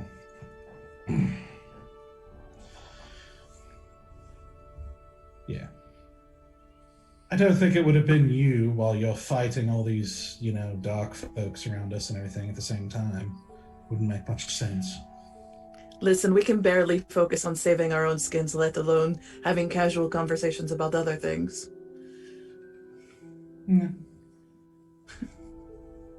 But I did appreciate that she checked. Yeah. Well. I look over at Sylenna and just like, I like your bow. She goes, oh yeah, he's been teaching me to shoot. I'm okay at it, but I need more practice. Well, if you're anything as good as your practice time with your daggers, you're going to be a marksman by the end of the week. For some reason the daggers are a little bit easier to me. Something about the feel of them, it just feels more like part of your body. Like the bow is just kind of complicated, but it's really useful. The bow is like a thought experiment. You have to kind of concentrate on what you're doing. But daggers, They're just an extension of the soul. I guess that makes sense. Well, I'll keep practicing. Hopefully, the Sapphire Queen doesn't mind shooting things. We'll find out. I don't really know her personal preferences, but if her children are any indicator, she likes a little chaos, so maybe she would be okay. And she just sort of nods thoughtfully. As you say that, there's a you see the rest of the group starts filing into the area as you guys rejoin, and you see now Trill and Hadressa standing over by the edge of the water looking out over it, and you see Trill kind of leaning up against one of the shacks, and you see the two kind of feline beasts prowling around. One of them is sitting by Hadressa, but as you guys walk over, it turns and starts kind of like investigating you guys a little bit. And you actually see Storm zip over to Sylenna and like plant herself in her chest. And, like, Sylenna! And, like, you know, they have like a little bit of a reunion there. She says, it's really good to see you guys again. It's good to see you too. You look like you can kind of take care of yourself. Well, I'm learning a lot. He's a good teacher. It's good. And you see her eyes kind of fall on Cithras, like with curiosity. And you see her open her mouth to start to ask him a question. But then you see one of the beasts, one of the cat-like beasts, suddenly growl and leap out over to a space where there doesn't seem to be anything. And you see it take this with this, you see it take this swipe, and you hear like a, and you see Hadressa turn around quickly, and then you hear over in a different part of this opening, you hear like a little whimper as suddenly appearing in the air, legs crushed against it, as you see something holding this creature in the air, crushing legs against it. You hear a pop, like the pop of like a slow crushing, as Hadressa is looking at this small fox beard. And is now being slowly crushed in the middle of the air. No! Stop. Is it a white fox? Yes, And that's that- our friend! And that's where we're going to stop. Oh! Briar, no! Oh man. Mother trucker! That episode took us all over the place. Yeah. Oh man. Good. It did. Oh, poor Briar. It is Briar, for sure. Yeah. Yeah. Oh, Oh, the only little man. white fox we know. Yeah. Oh, Man, how do you find us? Fucking magic. Awesome. I mean, hopefully we'll find out next episode. It doesn't die. Hopefully. Yeah. Oh man. Oh, That was Fucking like Christ. exhausting. That was an exhausting few hours. hey. Stoic needs a little mental help from you guys. So, I'm trying to do he's trying to do a pro-con. Right? So, we got rid of her dad. Yes. And Lord Greenwood took over, right? Uh-huh. Right. Well, Lord Greenwood appointed a new duke Yeah. to take So- over his place. So we killed a bad guy. I'm good. We killed the leather hand.